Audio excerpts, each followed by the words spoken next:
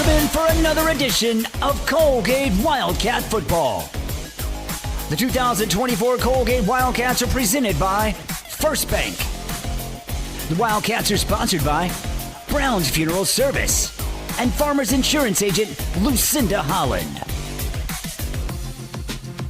The Coalgate Wildcats are brought to you by Studeville Ford, Shamrock Bank, and Logan & Sons. Coalgate Wildcat Athletics are also sponsored by Cole County Farm Bureau, Triple Heart Boutique, and H&L Customs. Also helping to bring you the Coalgate Wildcats, the RX Shop, and Cole County Community Hospital. The Wildcats are sponsored in part by Flower Garden and the Cole County Tag Agency. And now let's head to the field for your Coalgate Wildcats.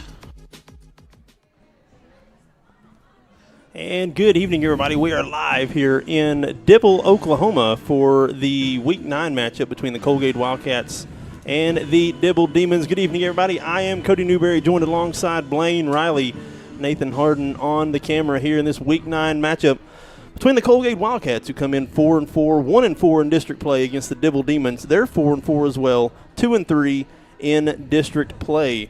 This is the first all-time meeting between Dibble and Coalgate. For Dibble, they've made the playoffs every year since 2017. They've been in Class A since 2018.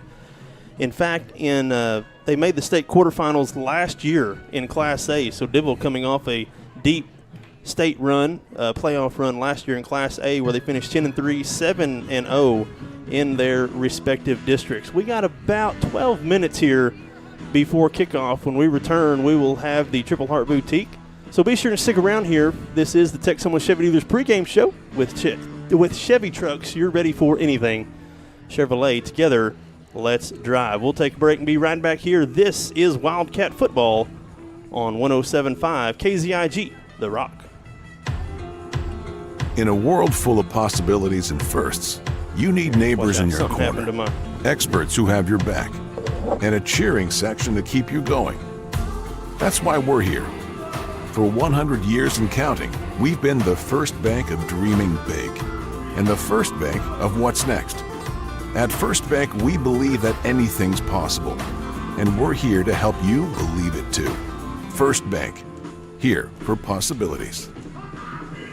Logan & Sons in Atoka has the outdoor equipment from top brands to make your outdoor work or play a cinch. Still, Exmark, Hustler, Spartan, Intimidator UTVs, and Envy neighborhood vehicles are in stock and ready for you. Stop by today at 853 South Mississippi or call 580-889-3329. Logan & Sons, proudly supporting all our local athletes.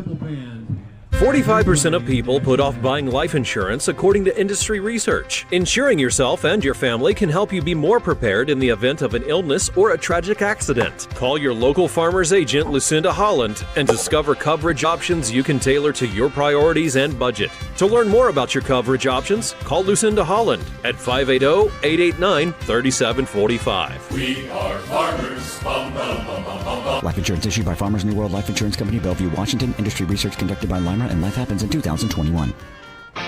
This is Eric Studeville, inviting you to buy the Studeville way. Whether you're looking for open roads or you like them built tough, there is only one way to buy your vehicle. And that's the Studeville way. Studeville Chevrolet, 851 Westside Drive in Durant, and StudevilleChevrolet.com. And Studeville Ford, 1601 South Mississippi in Atoka, and StudevilleFord.net. The Studeville family of dealerships, proudly serving you and your communities.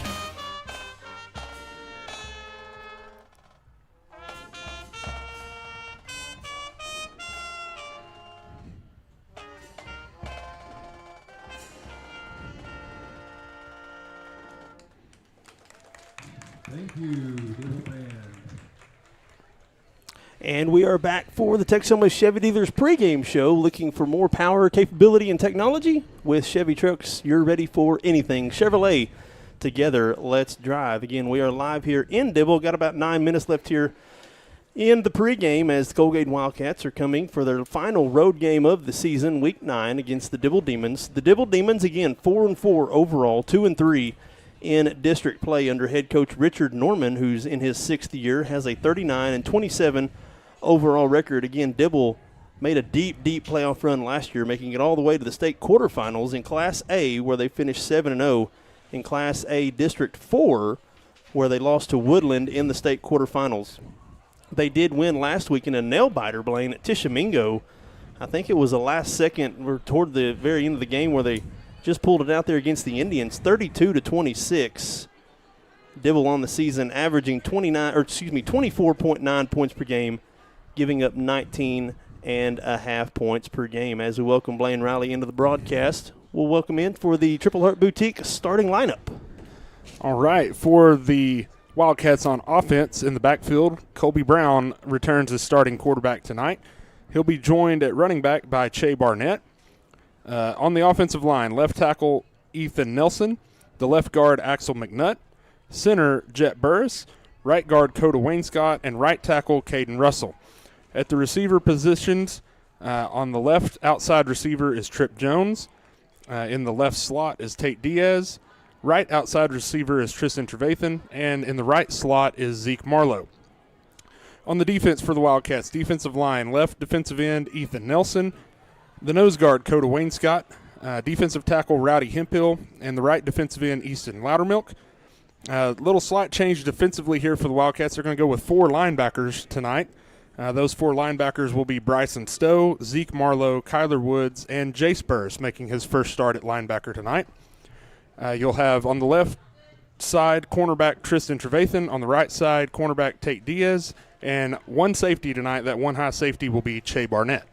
That was the Triple Heart Boutique starting lineup. You can find exciting styles and fashion with a wide variety of graphic tees and great brands such as Crazy Train, Gypsy Jazz, Very G, Mud Pie, and so much more. Triple Heart Boutique, a proud sponsor of all Coalgate athletics. That was the starting lineup for the Coalgate Wildcats. We got about 6.5 minutes left here before kickoff. We'll take another break and be back here on the Texoma Chevy Dealers pregame show. This is Wildcat Football presented by First Bank. A community bank is far more than just a bank that offers the services such as online and mobile banking, mobile deposit, and loans that fit your needs. A community bank invests in the community it serves. Your phone call will be answered by local people you already know and will make you feel welcome by greeting you as you enter the lobby. At Shamrock Bank, we effectively combine convenient banking technology with people you know and trust. It really is the people that make the difference. At Shamrock Bank, you are more than a customer, and we are more than a bank. Shamrock Bank, member FDIC. Brown's Funeral Service in Atoka, Coalgate, Durant, and Medill are proud to be a part of the communities they serve. Since 1994, Brown's Funeral Service has proudly supported nonprofits, police and fire departments, local military members, and area schools. The staff at Brown's Funeral Service takes great pride in these endeavors because they realize it's more than being in business. It's about being a thread in the fabric of our community. Brown's Funeral Service, where service begins but never ends. The holidays, and holiday trips, and holiday toys, and holiday bonding. And it all comes together in a Chevrolet. Find your red tag. Get 1.9% financing on all 2024 Silverado 1500 pickups. Plus, get $3,750 total cash allowance on this Silverado RST. See your Texoma Chevy dealers. And we're back here in Dixon, 5 minutes on the, or excuse me, not Dixon, Dibble. We're back here in Dibble, about 5 minutes on the clock left here in the Texoma Chevy Dealers pregame show.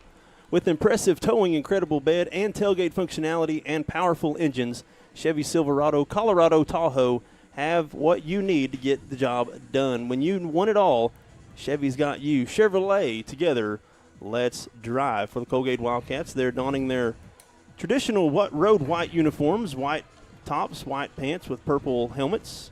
For the Dibble Demons, they're going to go blue tops, blue pants, and black helmets with their number on one side and the Devils pitchfork on the other side.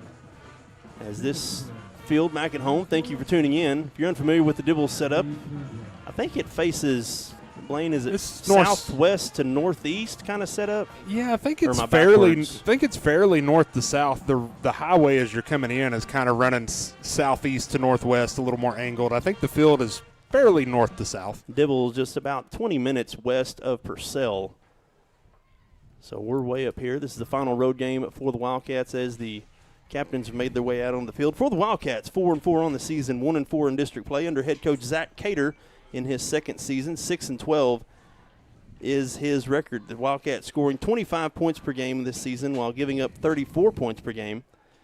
The Wildcats are coming on a 3-game losing streak. All losses have been to ranked teams. The Wildcats have faced Davis, Beggs, and Community Christian all in the last 3 weeks. The average score of those games has been 15-52 for the Wildcats. To put that in perspective, for Dibble, they also played Davis, Community Christian, and Holdenville.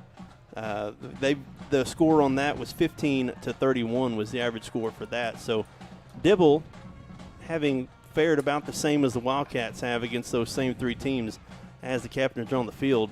Blaine, let's talk a little bit about last week, how it was an offensive struggle for the Wildcats all night long.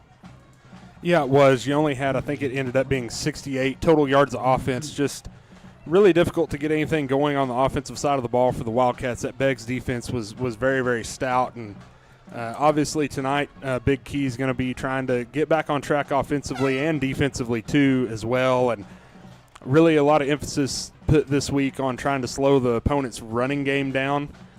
You see that, going to the 4 linebacker look should help that out some. But it's going to be a key. Dibble's a team, really watching some game film, they seem to actually be pretty balanced on offense. They try to throw it and run it, as close to 50-50 really as you can be. But definitely a pretty stout running game, so heavy emphasis on slowing down that running attack. Talking about the running attack for the Wildcats, they're giving up 236 yards of rushing per game. And that number has really swelled since we moved into district play. The Wildcats only giving up 91 passing yards per game, but giving up a total of 328 total yards per game on the season for the Wildcats. For the Wildcats, they're averaging about 280 yards per game total, rushing about 106 yards per game and throwing for about 177 yards per game for the Wildcats. The Wildcats on the season, they are a +3, Blaine, in the turnover as far as fumbles to interceptions. So that's good to see. Through week 9, you're still on the positive side of the turnover battle. Yeah, and that's always supremely important. And the Wildcats really offensively have really been a team that hasn't turned the ball over just a ton this year. I think probably 7 or 8 interceptions and a couple fumbles given away. Yep. But anytime you can force more turnovers than you give away, that's a real positive for you as a team. This is the Texoma Chevy Dealers pregame show. Blaine, a couple of keys tonight for the Wildcats if they want to get back on the winning side. Well, I think you want to start fast offensively, get in a rhythm early, get that first down, and the Wildcats did win the toss and elect to receive, so I think they want to put their best foot forward to begin with here. The offense really has proven to be more the strength of the team as this season has worn on. Defensively, you got to find a way to slow the rushing attack down some. You've really struggled against the run in district play, and I think switching to that 4 linebacker look, four defensive linemen, 4 linebackers, you're putting 8 in the box on every play pretty well in that look and trying to slow down the run. So doing that is going to be probably the big key. See if you can perhaps force Dibble to have to throw it a little more than they really want to, and maybe create some turnovers off of that. As we got about 4 seconds now here for pregame, this has been the Texoma Chevy Dealers pregame show with Chevrolet. You're ready for anything Chevy. Together, let's drive. The Wildcats will be going right to left on your radio dial, wherever you are, however you are. Thank you for tuning in and joining us tonight. This is week 9. We only got one more of these games left. Blaine, the Wildcats are not theoretically, mathematically out, but the chances are extremely slim.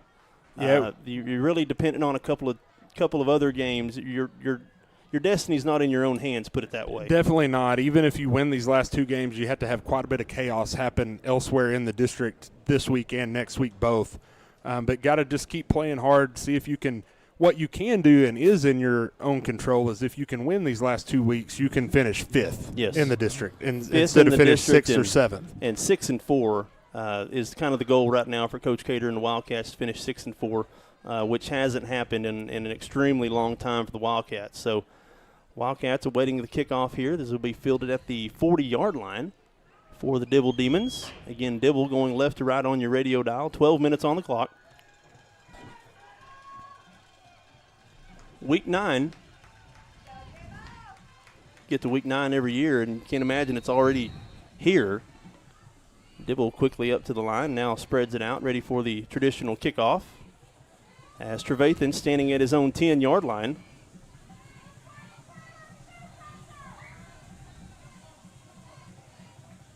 And here's the kick. It's a short line drive kick, fielded at the 15, up to the 20 by Diaz, back to the middle to the 25, still on his feet. He gets almost up to the 30-yard line. I think they're going to mark him right at the 29. That's pretty good starting field position for the Wildcats. It'll be 1st and 10 at their own 30.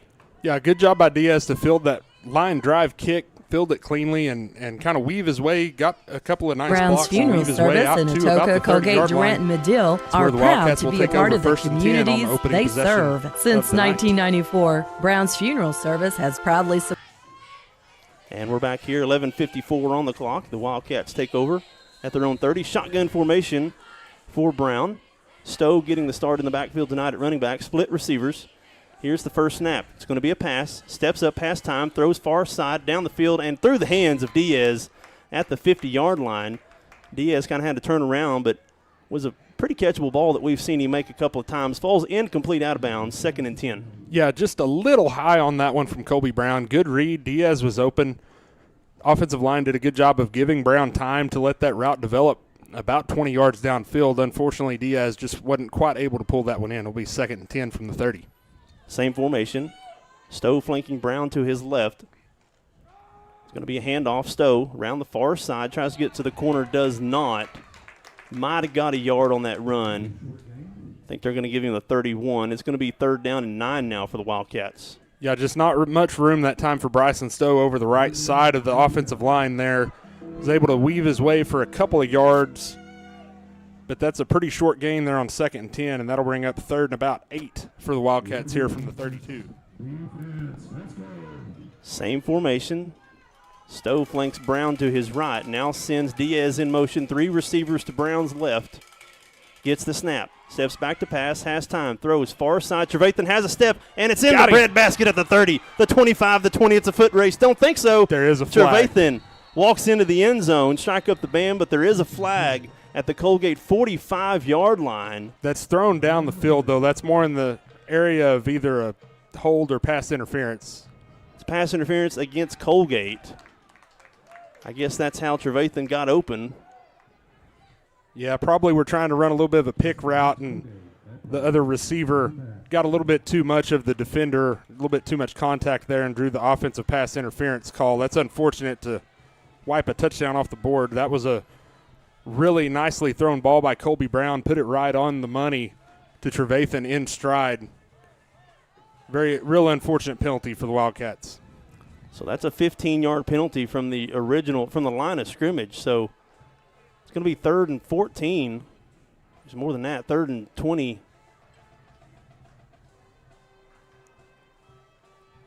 Should be 3rd and about 24, I think. Yeah, it's a 15-yard penalty, so it should put them back to about the 17-yard line, and that will be 3rd and about 24. You're right. Same formation. Davis Grant now in on that far side. 3 receivers as we got a stoppage of play.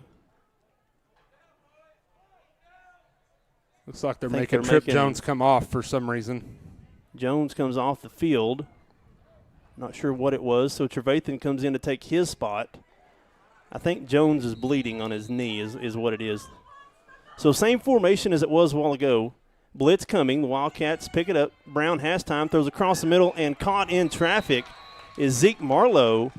Shy of the original line of scrimmage, though. It's going to be 4th and about 14 from the Coalgate 28-yard line. Yeah, nice play there, hitting Marlowe on the slant across the middle. Unfortunately, just not near enough yardage. Got about 11 there on 3rd and 23. That will set up 4th down at about 12 for the Wildcats from the 28. Wildcats for the moment showing that they're going to go for it, but traditionally, here goes Brown. Takes a few steps back now, ready to punt it away. Snap back. Here's the punt. High punt. Bounces at the Dibble 40 and rolls to the 35, and it's going to be stopped right at the Dibble 30. That's where Dibble take over 10-11 on the play as the Wildcats had a touchdown pulled off the board off of a pass interference on the offense on that first offensive series. Blaine, you've seen that the offensive line played really well in that first offensive series for the Wildcats. Yeah, offensive line did a good job in pass protection. First couple of passes wasn't really a blitz against them, but that last one, Dibble sent the blitz, and they picked it up well, gave Brown time still to throw the ball. Here's the quarterback, Cresswell, junior, number 3. Shotgun formation. Gets the snap. Looking to throw. Throws near side to the sideline and way out of line. He was under pressure as Hemphill hit Cresswell as he threw it. Falls incomplete. Be 2nd and 10 now for the Demons. Yeah, Wildcats sent a couple extra men on the blitz that time and came close to getting home, got some pressure in on the quarterback and forced that errant throw to bring up 2nd and 10 from the 30. Perez now lined up behind Cresswell. Perez, the running back. Cresswell gets a snap, handoff. Perez bounces it out to the outside to the 30, and we got a flag coming in behind the line of scrimmage. Cresswell picks up about 6. We'll see what the flag is thrown. Flag's thrown in the area, probably a hold, and that is what it is. It's a hold against Dibble, so that'll negate that 6-yard gain. Should be 2nd and 20 now. That should push Dibble back to the 20 as well as it does. So 2nd and 20 now for the Dibble Demons after that holding penalty. As we've seen Perez bounce out to the outside of that. Got around the right side of the corner to the short side of the field. Yep, fortunately for the Wildcats, the reason why he was able to get that corner was the hold, and so pushes them back to 2nd and 20 from their own 20-yard line. Perez now flanking Cresswell as a tight end goes in motion.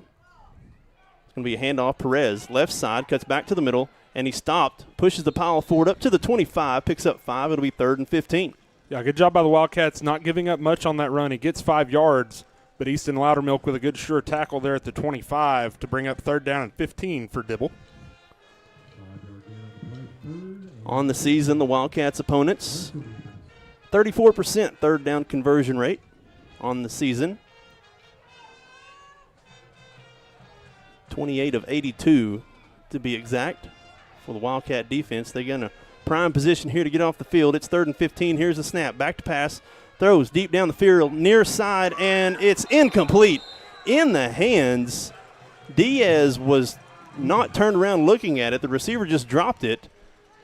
Probably should have been caught for a 1st down. Nonetheless, it falls incomplete, and the Wildcats get a big break there and get off the field. 4th and 15 now coming up. Yeah, that was a nice recovery by Diaz. He was kind of beaten initially off the line, but he stayed with it, watched the receiver's eyes, and got his hand in there kind of at the last moment to break that one up. Good play. Here's the punt. It's a line drive punt, bounces at the 50, and the Wildcats get away from it. It's going to roll to the Coalgate 41-yard line, and that's where the Wildcats will have the 2nd offensive field position.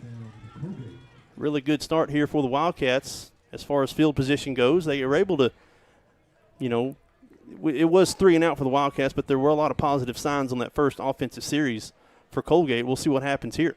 Yeah, they did a good job of flipping the field position there a little bit.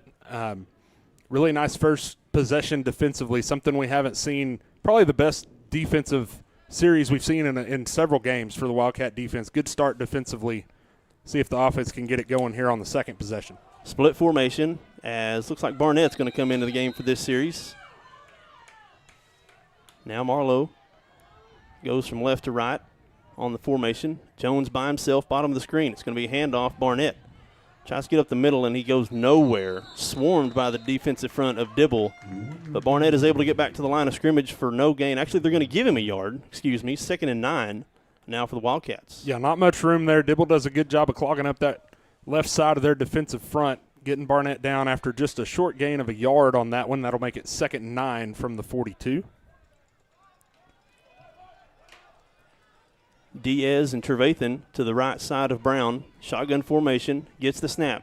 Steps back to pass, under pressure, now rolls to his left, throws across his body deep down the field and way out of reach of Diaz. That was a tough throw to ask the freshman quarterback to make, rolling left and throwing right. Falls incomplete, 3rd and 9. Yeah, first time that the Dibble Demons have got a little bit of pressure on Brown as the passer on that play. Was able to force him out of the pocket, like you said, trying to roll. Right-handed quarterback rolling to his left, having to shift his body back around to make that throw. That's a really tough throw to make, and he overshot Diaz on that one. That'll make it 3rd and 9 from the 42. So it'll be 3 receivers, Jones, Marlowe, and Diaz to Brown's left. It's going to be a handoff. Barnett around the near side to the 45 to the 50, still on his feet, and pushed out of bounds in Dibble territory. Gets all the way up to the Dibble 44-yard line, picks up about 15 yards on that run, moves the chains. It'll be a fresh set of downs for the Wildcats. 1st and 10 from the Dibble 44. Yeah, really nice play that time by the Wildcats. Good job by that left side of the offense, getting a hat on the hat, getting that blocked up, and Barnett weaving his way, gets 16 yards on that 3rd and 9 to make it 1st and 10 from the Dibble 44. Barnett, the leading running back as far as yards goes, 242 yards on the season. As we got a flag thrown. I think they got Dibble to jump. It will be offsides. The nose guard got into the neutral zone, so that'll be a free 5 yards to the Wildcats. Pushes the Wildcats inside the 40 to the 39. 1st and 5 now. Yeah, good job. Wildcats are good for about one of those a game on average, I would say, getting the defense to jump, get that free 5 yards, and now you got a 1st down and 5 here from the Dibble 39. On the season, Barnett averaging right at 5 yards a carry. He's the leading Wildcat rusher on the season. 49 rushing attempts, 242 yards, about 5 yards a pop. 3 receivers now out to the right. Brown still looking to throw, steps up, throws near side to Jones, and it's batted down. And you're going to get an interference call, though. Flag came out from the back judge. Looked like there was quite a bit of contact on Jones on that one. Ball was a little bit underthrown, which gives Jones kind of the opportunity to turn around. I think that's where they're going to get the defensive back there on that. It was more of a kind of a line drive throw than more that was lobbed up into the air. Yeah, didn't get a lot of air on it, but the way that ball was thrown kind of made it more conducive to get that pass interference penalty. They're calling it on offense. Wow. That's the second offensive pass interference we've seen tonight. Yeah, I don't know about that one, Cody. There was a lot of contact, and to me looked like the defender initiated most of it. But as it is, they call it on Coalgate, and that'll back them up. So after the free 5 yards on 1st down, they get 15 yards on the second play. So it's 1st and 20 now, all the way back to Coalgate 46-yard line. 2 offensive pass interferences, Blaine. I don't think we've seen one of them called all year. Yeah, pretty rare to see multiple offensive pass interferences called in the first 4 minutes of the game, but that's what you've had here so far tonight. Split receivers for the Wildcats. Barnett flanking Brown to his left. Shotgun formation, gets the snap. Handoff, Barnett, head full of steam up the middle to the 40, to the 45. Still on his feet to the 40. Gets back almost back to the original line of scrimmage. It'll be 2nd and 5 now to that 15-yard run by Barnett. Yeah, really nice job by the middle of that offensive line opening up a hole. Barnett gets 14 on that one, 2nd and 6 from the 40. Same formation. Gets the snap, looking to throw. Has time, throws near side to Diaz, caught at the 20, to the 15, to the 10, and he's tackled out of bounds at about the 8-yard line.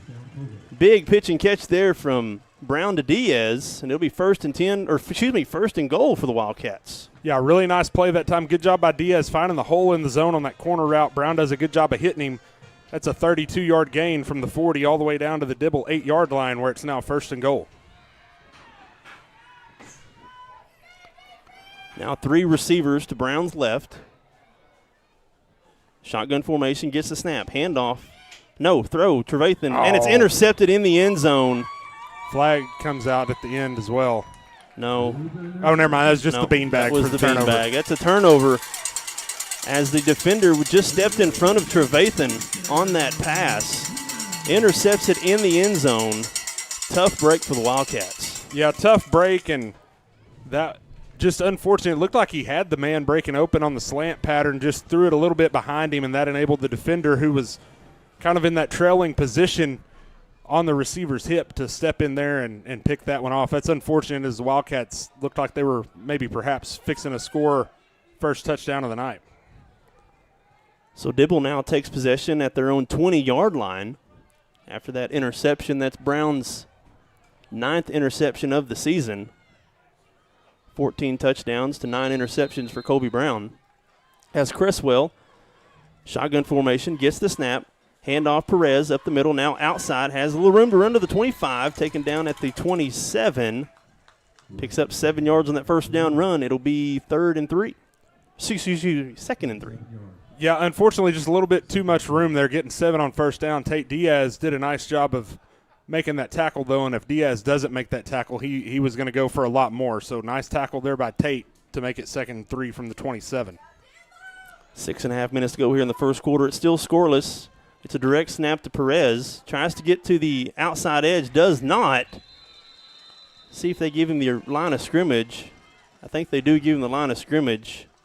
Wildcats were not fooled on that one. It'll be 3rd and 3. That's a really nice play by Jace Burris, getting that initial penetration into the backfield, getting a piece of the runner, slowing him down enough for Diaz and a couple of other Wildcats to get in there and bring him on the ground right at the line of scrimmage to make it 3rd and 3 from the 27.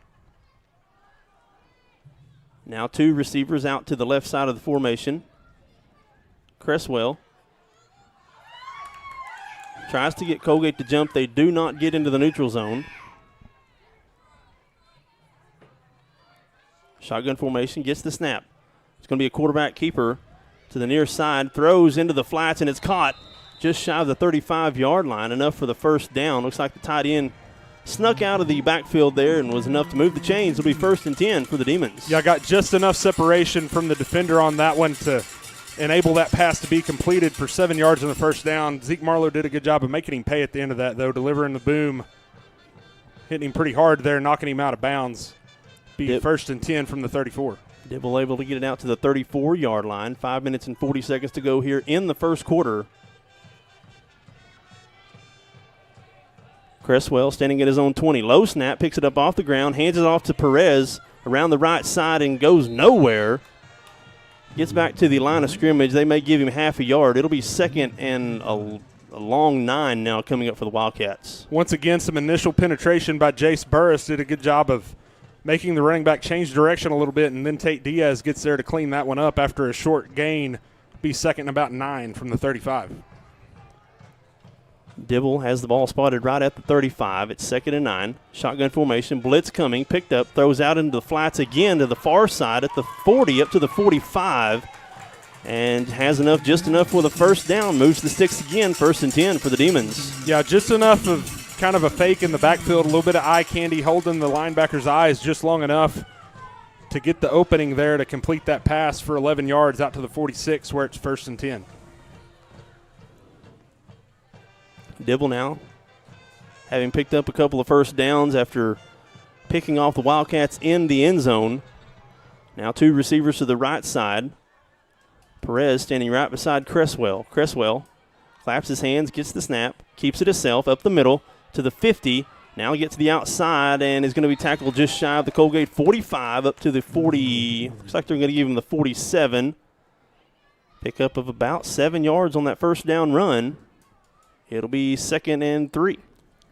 Yeah, just quite a bit of room that time on the design. Quarterback keeper kind of weaved his way to get 7 there on first down before a host of Wildcats could bring him down, bring up 2nd down and 3 from the 47. Same formation, 2 receivers. Cresswell gets a snap, rolls to his right, looking to throw, throws out in the flat, has a man open at the 40, and pushed out of bounds. Just a lot of space given up by the defensive backs for the Wildcats. That was an easy pitch and catch there from Cresswell to the receiver all the way up to the Coalgate 38.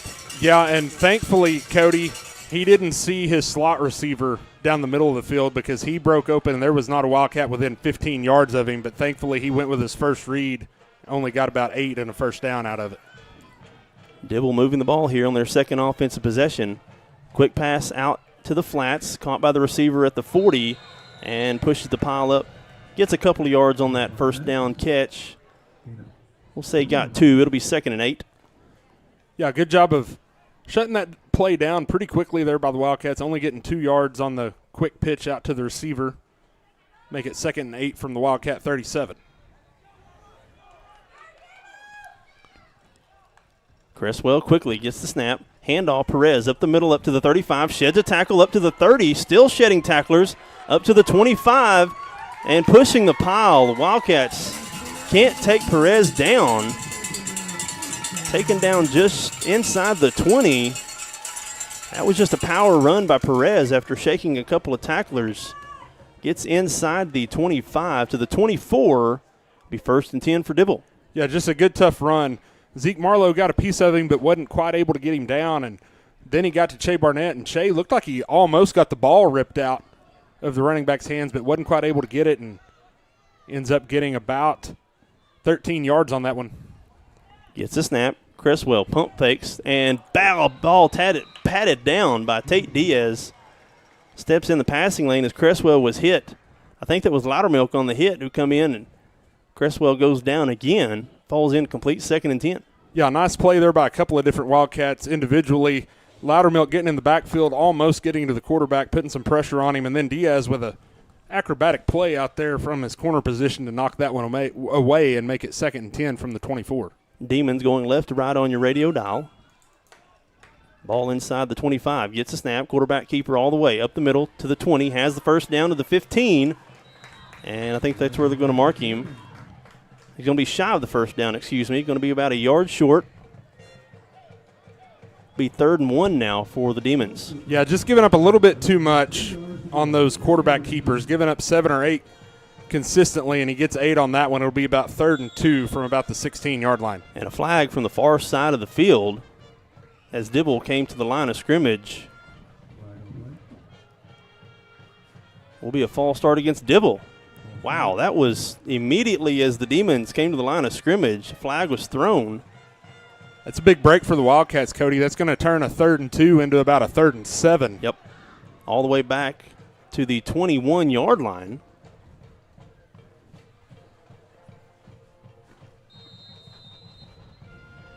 So 3rd and about 8 now. 3rd and 7. Play clock at 3:05. Still scoreless at 0-0.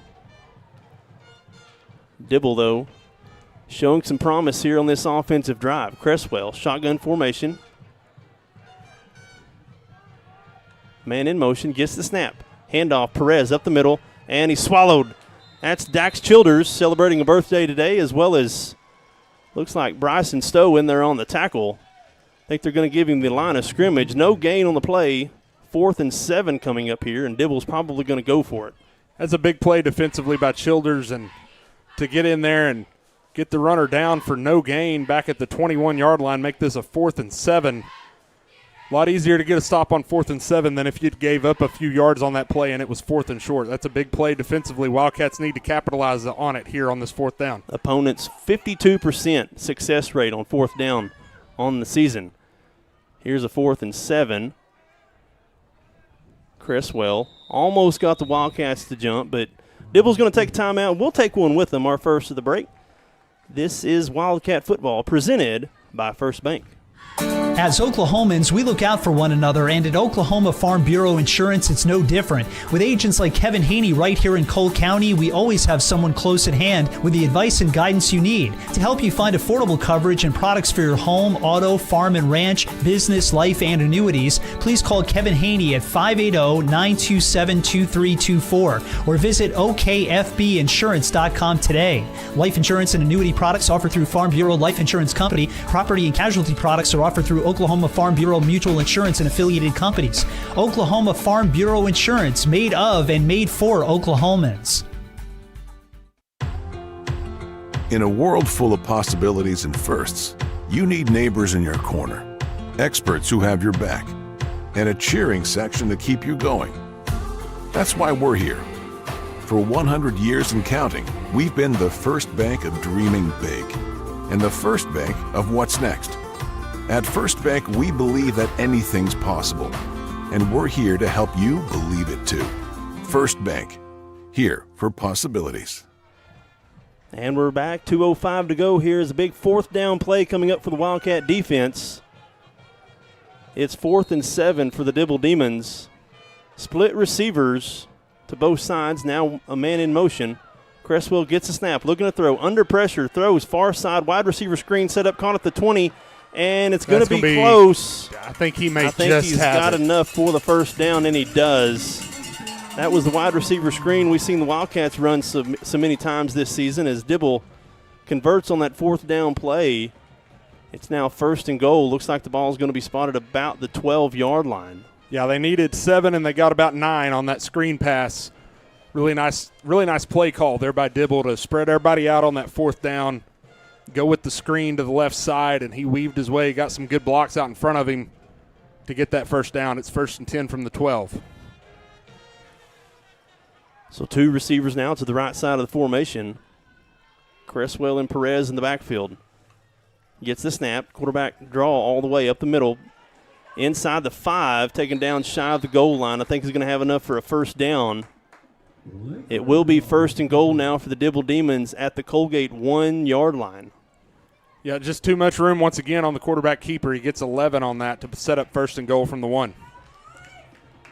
Here's the play. Quarterback design run up the middle, crosses the goal line, and Dibble strikes first. Touchdown, Demons. Yeah, Dibble did a good job of capitalizing on some momentum, getting the pick in the end zone for the touchback, turning Coalgate away from a scoring opportunity for the Wildcats, and they take it 80 yards down the field on that drive to get on the board. It's 6-0 here, 1:01 remaining in the first quarter. Dibble chewed a lot of time off that clock. Yeah, about 7 minutes. I think there was right at 8. Right at 8 minutes on the clock. When they got the ball. Yeah. Very unconventional 2-point conversion attempt here. As they've got the linemen split out outside of the hash marks. And a flag. And a flag is thrown.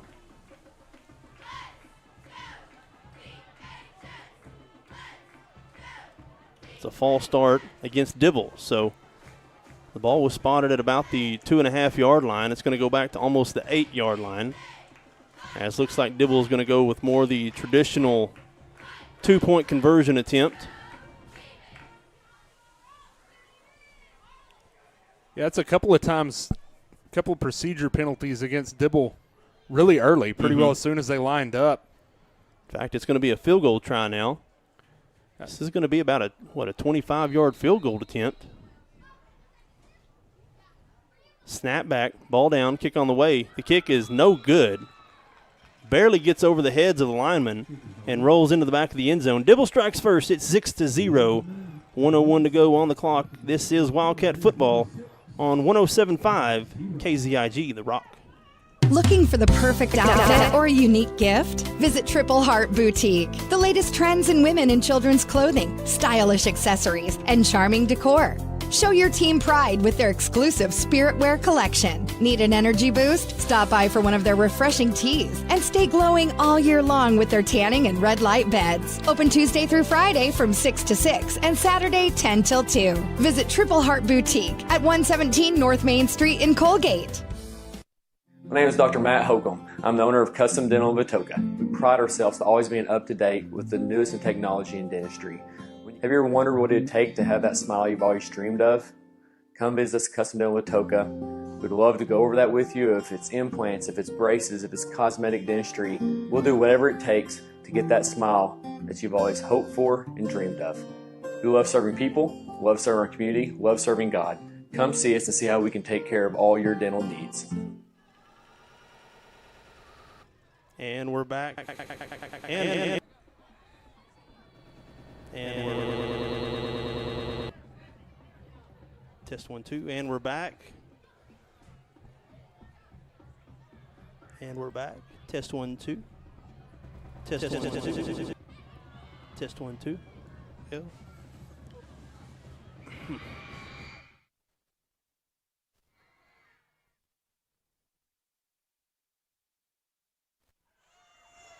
And we're back. Test 1 2.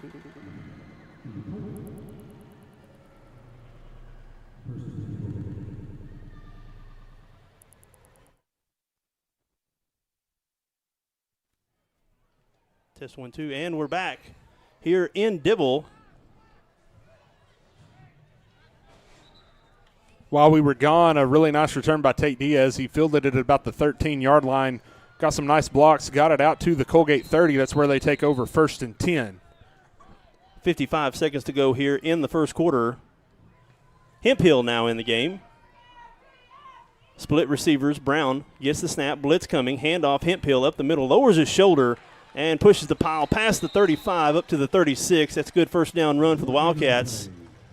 It'll be 2nd down and about 5 now for the Wildcats. Yeah, good tough run by Hemphill. A hole opened up there on the interior of that offensive line. Good blocking, and Hemphill, good tough run, getting 6 there on 1st down to make it 2nd and 4 from the 36. Same formation for the Wildcats. Hemphill flanking Brown to his left. Gets the snap. Looking to throw. Steps up. Ball batted down, and another interception at the 50-yard line. That ball was tipped, it looked like, by a defensive lineman. It was thrown into double coverage to Jones, and it was another interception for Brown. And the Dibble will take over at the Coalgate 45-yard line. Yeah, like you said, looked like somebody either got a hand on the ball or maybe even on his arm a little bit as he was trying to throw that one. Came out really wobbly, and don't know if it was the most prudent of throws anyway, as there was double coverage on that one. Dibble did a good job of capitalizing, picking that one off, getting it back down to the Coalgate 43-yard line. It's where they take over 1st and 10. So Dibble, after scoring, comes back and one defensive play. Gets the football again as Cresswell. Going to be shotgun formation. 18 seconds to go here in the first quarter. Dibble trying to put 6 more on the board as they're starting inside the Coalgate 45. Here's the snap. Handoff. Perez up the middle. Met at the line of scrimmage by Marlowe. Perez falls forward past the 40 up to the 39. Good tough run. About 4 yards on that first down run. It'll be 2nd and 6. That should be the final play of the quarter, and it is. We'll take another break as the Dibble Demons lead after the first quarter 6-0 over the Coalgate Wildcats. We'll take a break. This is Wildcat Football presented by First Bank. Logan & Sons in Atoka has the outdoor equipment from top brands to make your outdoor work or play a cinch. Still, Exmark, Hustler, Spartan, Intimidator UTVs, and Envy neighborhood vehicles are in stock and ready for you. Stop by today at 853 South Mississippi or call 580-889-3329. Logan & Sons, proudly supporting all our local athletes. In a world full of possibilities and firsts, you need neighbors in your corner, experts who have your back, and a cheering section to keep you going. That's why we're here. For 100 years and counting, we've been the first bank of dreaming big and the first bank of what's next. At First Bank, we believe that anything's possible, and we're here to help you believe it too. First Bank, here for possibilities. And we're back as we start the second quarter here in Dibble, Oklahoma for a Week 9 matchup between the Coalgate Wildcats and the Dibble Demons. Dibble 4-4 on the season. In fact, Dibble holds the number 5 spot in the district standings. Coalgate sitting at number 6. A win tonight, and Coalgate will take over the 5 spot. As Coalgate is trailing Dibble by 1 game. It's going to be a handoff. Perez has some room to run to the left side up to the 30. Still on his feet to the 25. Moves the chains. Another chunk run there by Perez. And he's taken down inside the 25 at the Coalgate 24. It'll be 1st and 10 for the Demons. Yeah, good blocking that time by the Dibble offensive line, getting him a lane. And Tristan Trevathan does a good job coming over from his corner position to get him down, but not before a gain of 15 and a first down at the 24. Cresswell gets the snap. Shotgun. It's at his feet. Looking to throw. Near side into the end zone, and it's caught. He beat Tristan Trevathan to the end zone, and that's an easy pitch and catch from Cresswell. Yeah, I think that's one, Cody, where Tristan just kind of got caught with his eyes in the backfield a little bit. They've been running it quite a bit and looking to be there in some run support if that's another run. Got caught with his eyes in the backfield, and the receiver slipped behind him for the easy pitch and catch, 24-yard touchdown for Dibble's second score of the night. That was number 1, Austin Maddox, the senior receiver, putting another 6 points on the board for the Demons, and they're quickly up 12-0. as the Demons turn both interceptions by the Wildcats into points. 2-point conversion attempt here. Here's the snap. It's in the ground, and he's going to be swarmed, and no good. Throws it up in the air. It's caught by Loudermilk, but that's a dead play. No, it's a dead play in high school football. I forget that sometimes. It was caught by Loudermilk in the backfield, but it'll just go down as an incomplete pass. It's 12-0, 11:30 to go here in the first quarter. We'll take another break. Be back here on 107.5 KZIG, The Rock. The RX shop is now under new ownership. Jason and Sedana Lanig and their 2 daughters are longtime residents of Caney and are looking forward to continuing the same great service for you and your family. They're excited for this opportunity to serve our community and invite you to let them help you with your healthcare needs. Call 580-889-3331, 580-889-3331, or come by 872 West 13th Street in Atoka. RX Shop thanks you for shopping local. The holidays, and holiday trips, and holiday toys, and holiday bonding. And it all comes together in a Chevrolet. Find your red tag. Get 1.9% financing on all 2024 Silverado 1500 pickups. Plus, get $3,750 total cash allowance on this Silverado RST. See your Texoma Chevy dealers. And we're back. It's 12-0 here, 11:30 to go. Awaiting the kickoff for the Dibble Demons as we flip the field. And Wildcats now going left to right on your radio dial. Tristan Trevathan standing back at his own 15-yard line.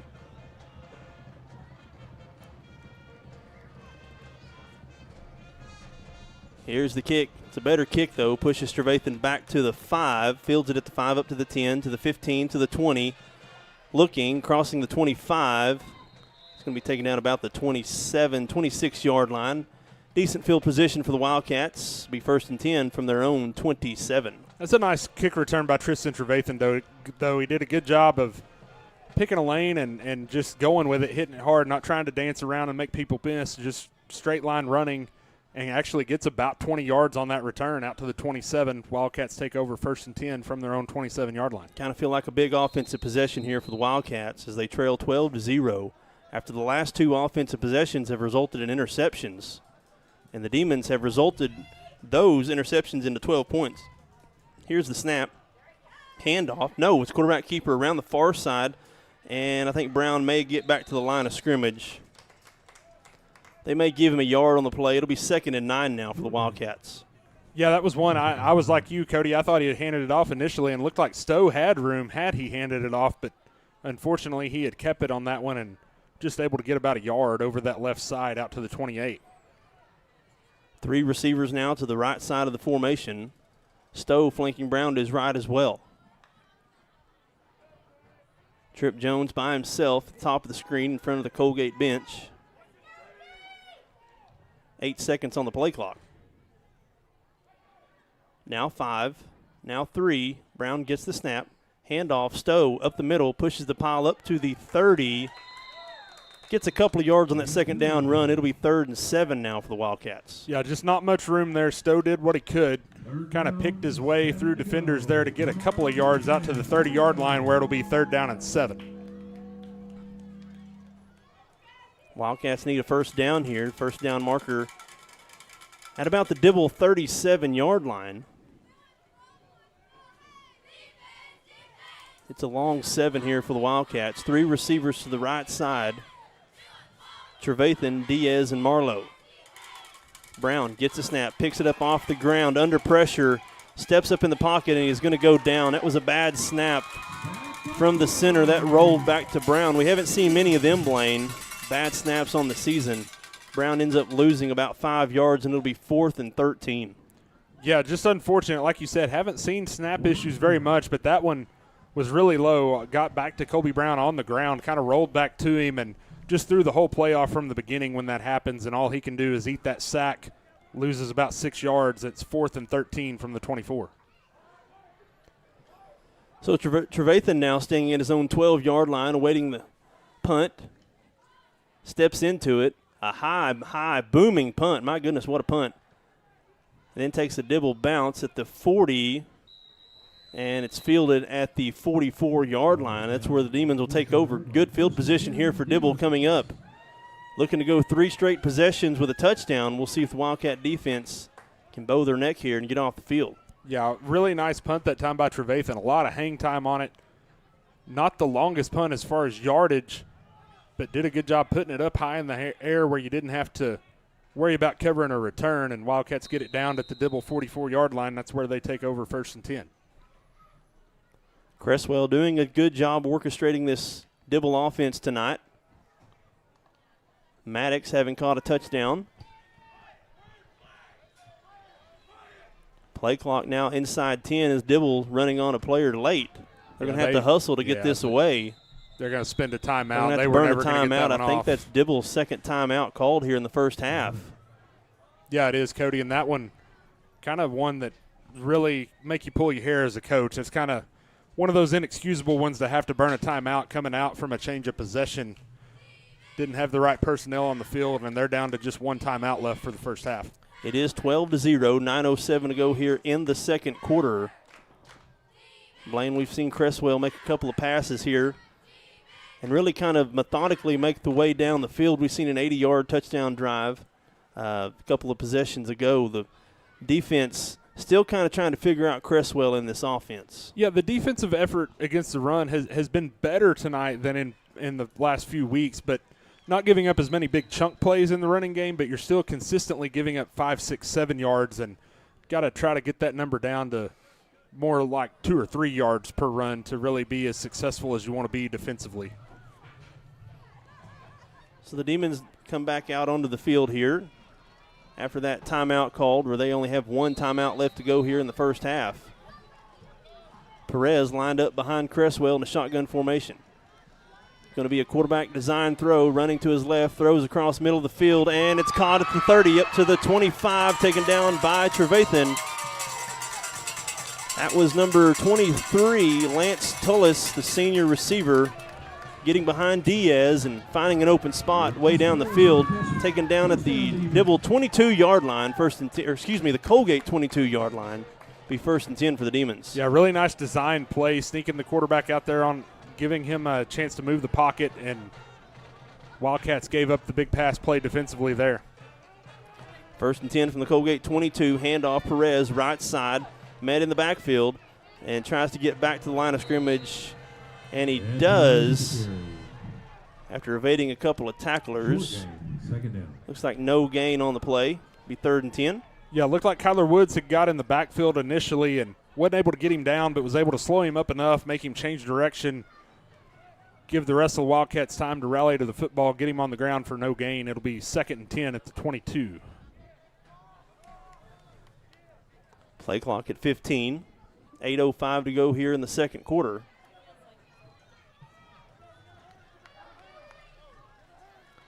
Something to note, Denny Forehand is unavailable tonight, was injured this week. Quarterback design draw right up the middle, crossing the 20. Picks up about 5 yards on that quarterback run. It'll be 3rd and 5 now inside the 20, about the 17. Yeah, found a little bit of room in the middle of the Wildcat defense there on that quarterback keeper, but they get him down after just 5 yards, so it'll be 3rd and 5 coming up from the Coalgate 17. It's a pretty nice setup we're in here, but we're really kind of at ground level here. It's really kind of hard to tell the hash marks from where we are. Cresswell looking over the offensive play callers for the Dibble Demons. Play clock at 8. Perez now flanks Cresswell to his left. Quarterback run up the middle, following his blockers, and crossing the 15 is going to be about a yard short. It'll be a big 4th and 1 here for the Coalgate defense. Yeah, good job there of getting him on the ground after about 3. Looks like where they're setting it ball down, it's going to be 4th down at about 2 from the Wildcat 14-yard line. Big play here for the Wildcats defensively coming up. We've seen Cresswell kind of do it all tonight. Pick it up with his feet. Perez doing a good job from the running back position. And the receiver is doing a good job getting separation for the Coalgate defensive back. Here's the play. It's in the dirt. Picks it up. Handoff Perez at the line of scrimmage. I don't think he got it, Blaine. Short. I think he's short, and the Wildcat defense get off the field. No gain. 1st and 10 coming up for the Wildcats inside the 15 at the 14-yard line. Huge defensive stand there for the Wildcats after 2 straight possessions where the Dibble Demons score.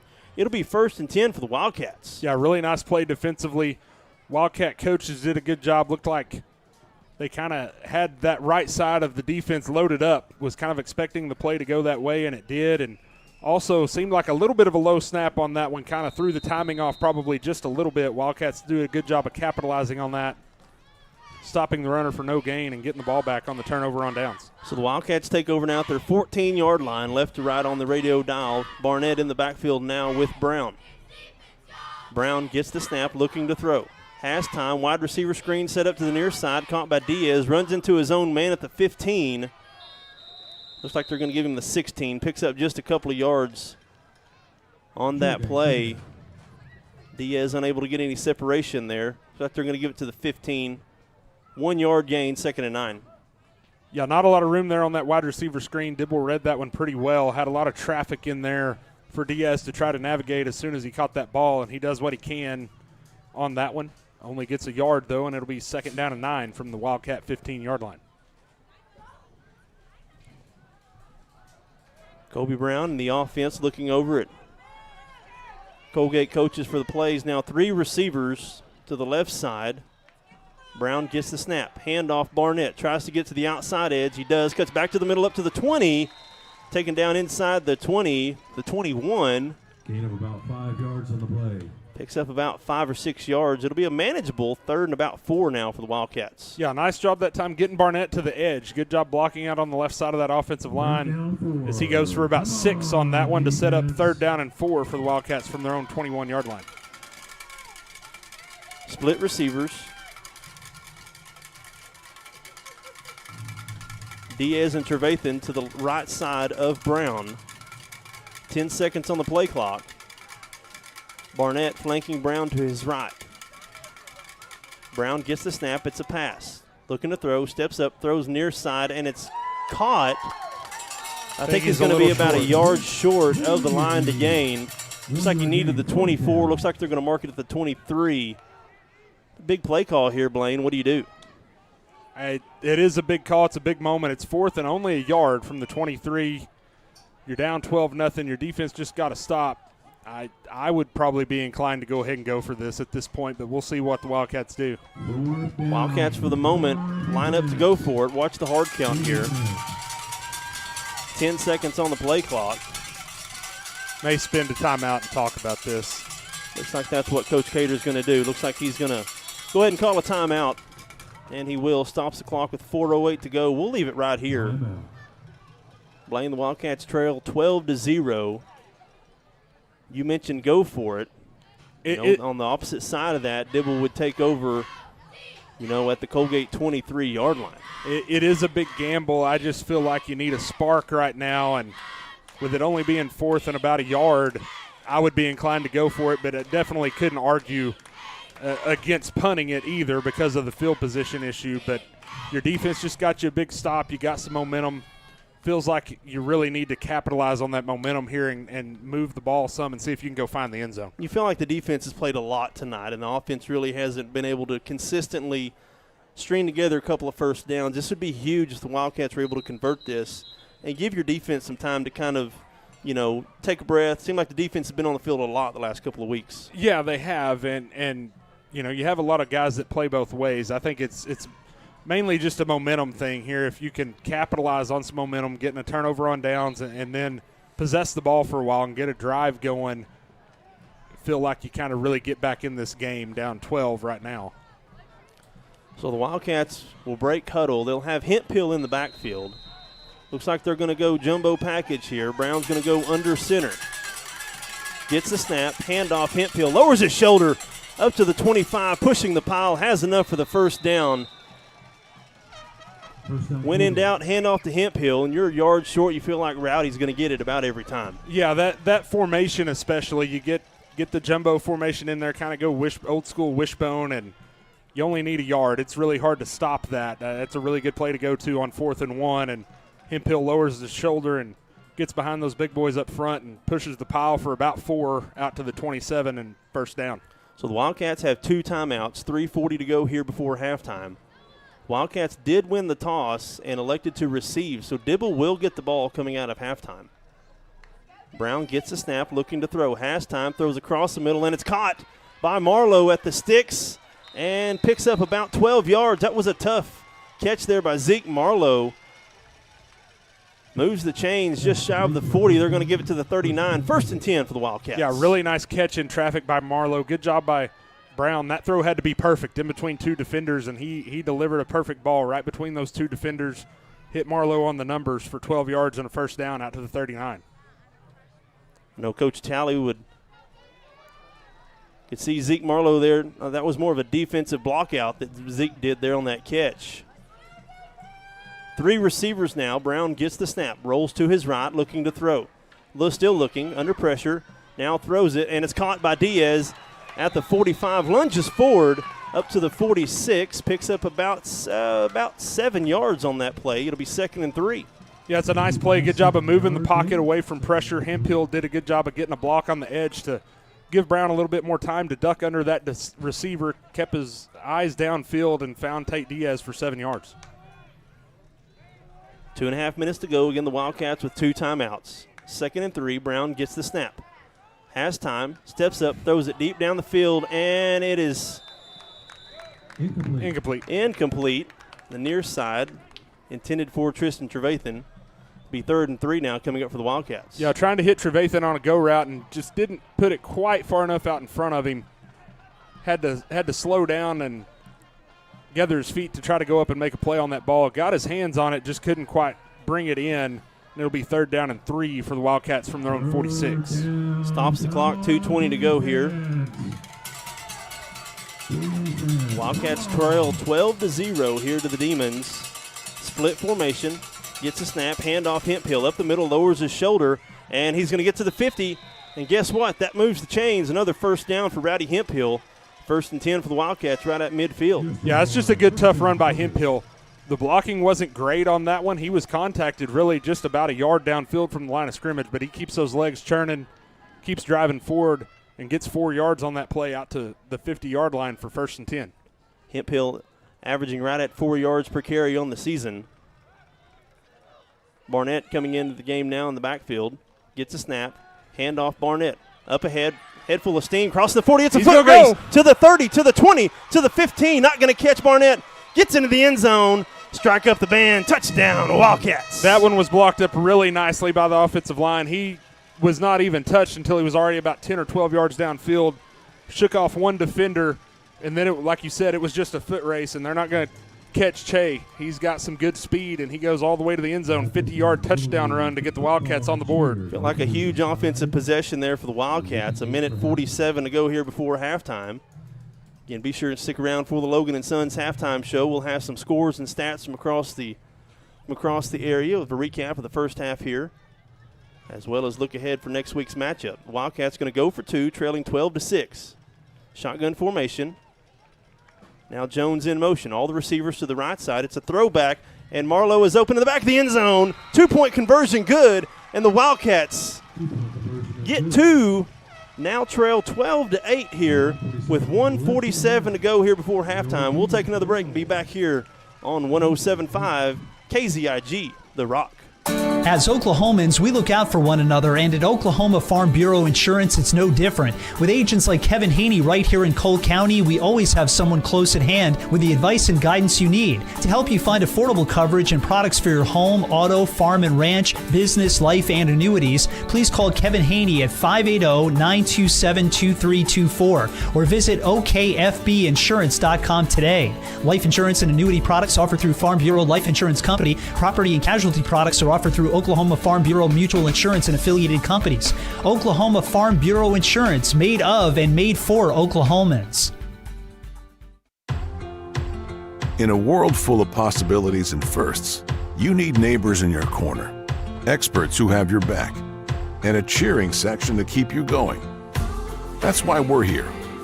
For 100 years and counting, we've been the first bank of dreaming big and the first bank of what's next. At First Bank, we believe that anything's possible, and we're here to help you believe it too. First Bank. here for possibilities.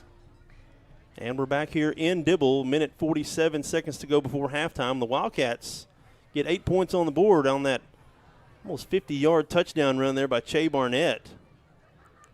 And kind of a sneaky 2-point conversion there, Blaine. And something to point out, I believe that, without going back and looking, it's hard to say this, but just off the top of my head, that's probably the longest run of the year for the Wildcats, 50 yards. Yeah, I'd have to go back and look at that. And that's going to put Barnett right at the 300-yard mark on the season. He had 242 coming into tonight. I think that probably pushes him over 300 yards, and that's his third touchdown of the season. Ties Rowdy Hemphill for the lead in the rushing department. Awaiting the kickoff here at the 40-yard line from Walkup. Here's the kick.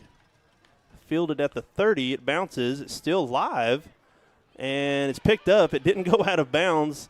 Back to the middle. Has some room to run to the 40. To the 45. Has a man to beat. And the 50. And the savior, Walkup, saves a touchdown. That was a really nice kick by Walkup. Just kind of died right on the sidelines, but then the Wildcats got a little bit out of positioning in their kick coverage. Dibble did a good job of making them pay for it. Thankfully, Walkup, as the last line of defense, as the kicker, was able to get him down, but not until he got all the way to the Coalgate 45-yard line. That's where they take over 1st and 10. It seems like more than 3 seconds should have run off the clock. There's 1:44 on the clock right now. Yeah, that should have been much more than 3 seconds. Dibble will take over inside the Coalgate 50 at the Coalgate 45-yard line. Big defensive series here for the Wildcats. Cresswell steps back to pass, throws tipped at the line of scrimmage, falls incomplete, stops the clock with 1:39. 2nd and 10 now for the Wildcat, for the Demons, excuse me. Good job by Easton Loudermilk, I believe it was, on that one, getting his hands up. He wasn't able to get all the way to the quarterback, so he does the next thing you're supposed to do as a pass rusher. If you can't get there, get your hands up in that throwing lane. Did a good job of getting a piece of that one to knock it down and make it 2nd and 10 from the 45. Remember, Dibble only has 1 timeout left, 1:39 to go here before halftime. Cresswell, shotgun formation, gets the snap. Sneaks it out of the back, looking to throw, throws it out into the flat, caught at the 40, up to the 35, to the 30, and that moves the sticks. Yeah, it's a nice screen play there, kind of taking advantage of the Wildcats being a little bit aggressive defensively. That one goes for 16 yards on a first down to the Wildcat 29-yard line. Stops the clock momentarily and now continues to roll as the Wildcats are going to call a timeout here. Coach Hopkins kind of realizes how big this defensive series is here for the Wildcats. Again, the Wildcats did win the coin toss. Elected to go on offense first. Yeah, that's Didn't one, Cody. Score, so now Dibble gets the ball coming out of half. Yeah, that's one, Cody, that you hate to take, but you almost feel like you need to settle your defense down. You hate to take it just for the reason that Dibble is up against the clock a little bit here with only 1 timeout. You help them out and stop the clock. But Wildcat coaching staff feeling like it's more important to make sure the defense is on the right page and all on the same page defensively, get things right, try to keep the Demons off the scoreboard here before halftime. 1:24 to go. The ball is spotted at the Coalgate 29-yard line. You got to remember, too, Cody, they've got a guy that in warmups was hitting some field goals, not from this distance, obviously, but if they get down around the 10, they probably have a chance even for a field goal. Shotgun formation. Cresswell gets the snap. Looking to throw. Now rolls to his left. Still looking under pressure. Throws deep into the end zone. And it's intercepted, but I think he's out of bounds. It was caught by Trevathan. That was a good attempt there by Trevathan, but he caught it out of bounds. You could pretty well see it from where our vantage point. It was a good attempt. Cresswell just throwing it up for his receiver. It was Maddox. It's a good play all the way around defensively, though, by the Wildcats. You got some pressure on him late. Rowdy Hemphill was bearing down on him as he let that pass go, and Trevathan did a good job getting sticky, staying with the receiver and going up trying to make a play on that ball. Unfortunately, just couldn't get his feet down in bounds. So split receivers now, 1 to both sides of the formation. Cresswell gets a snap, blitz coming. Rolls to his right under pressure, throws out to the flats, and it's caught at about the 21-yard line. I think he's about a yard short of the yard sticks. short. So the clock keeps rolling because he was in bounds. They stopped the clock. Now they roll it.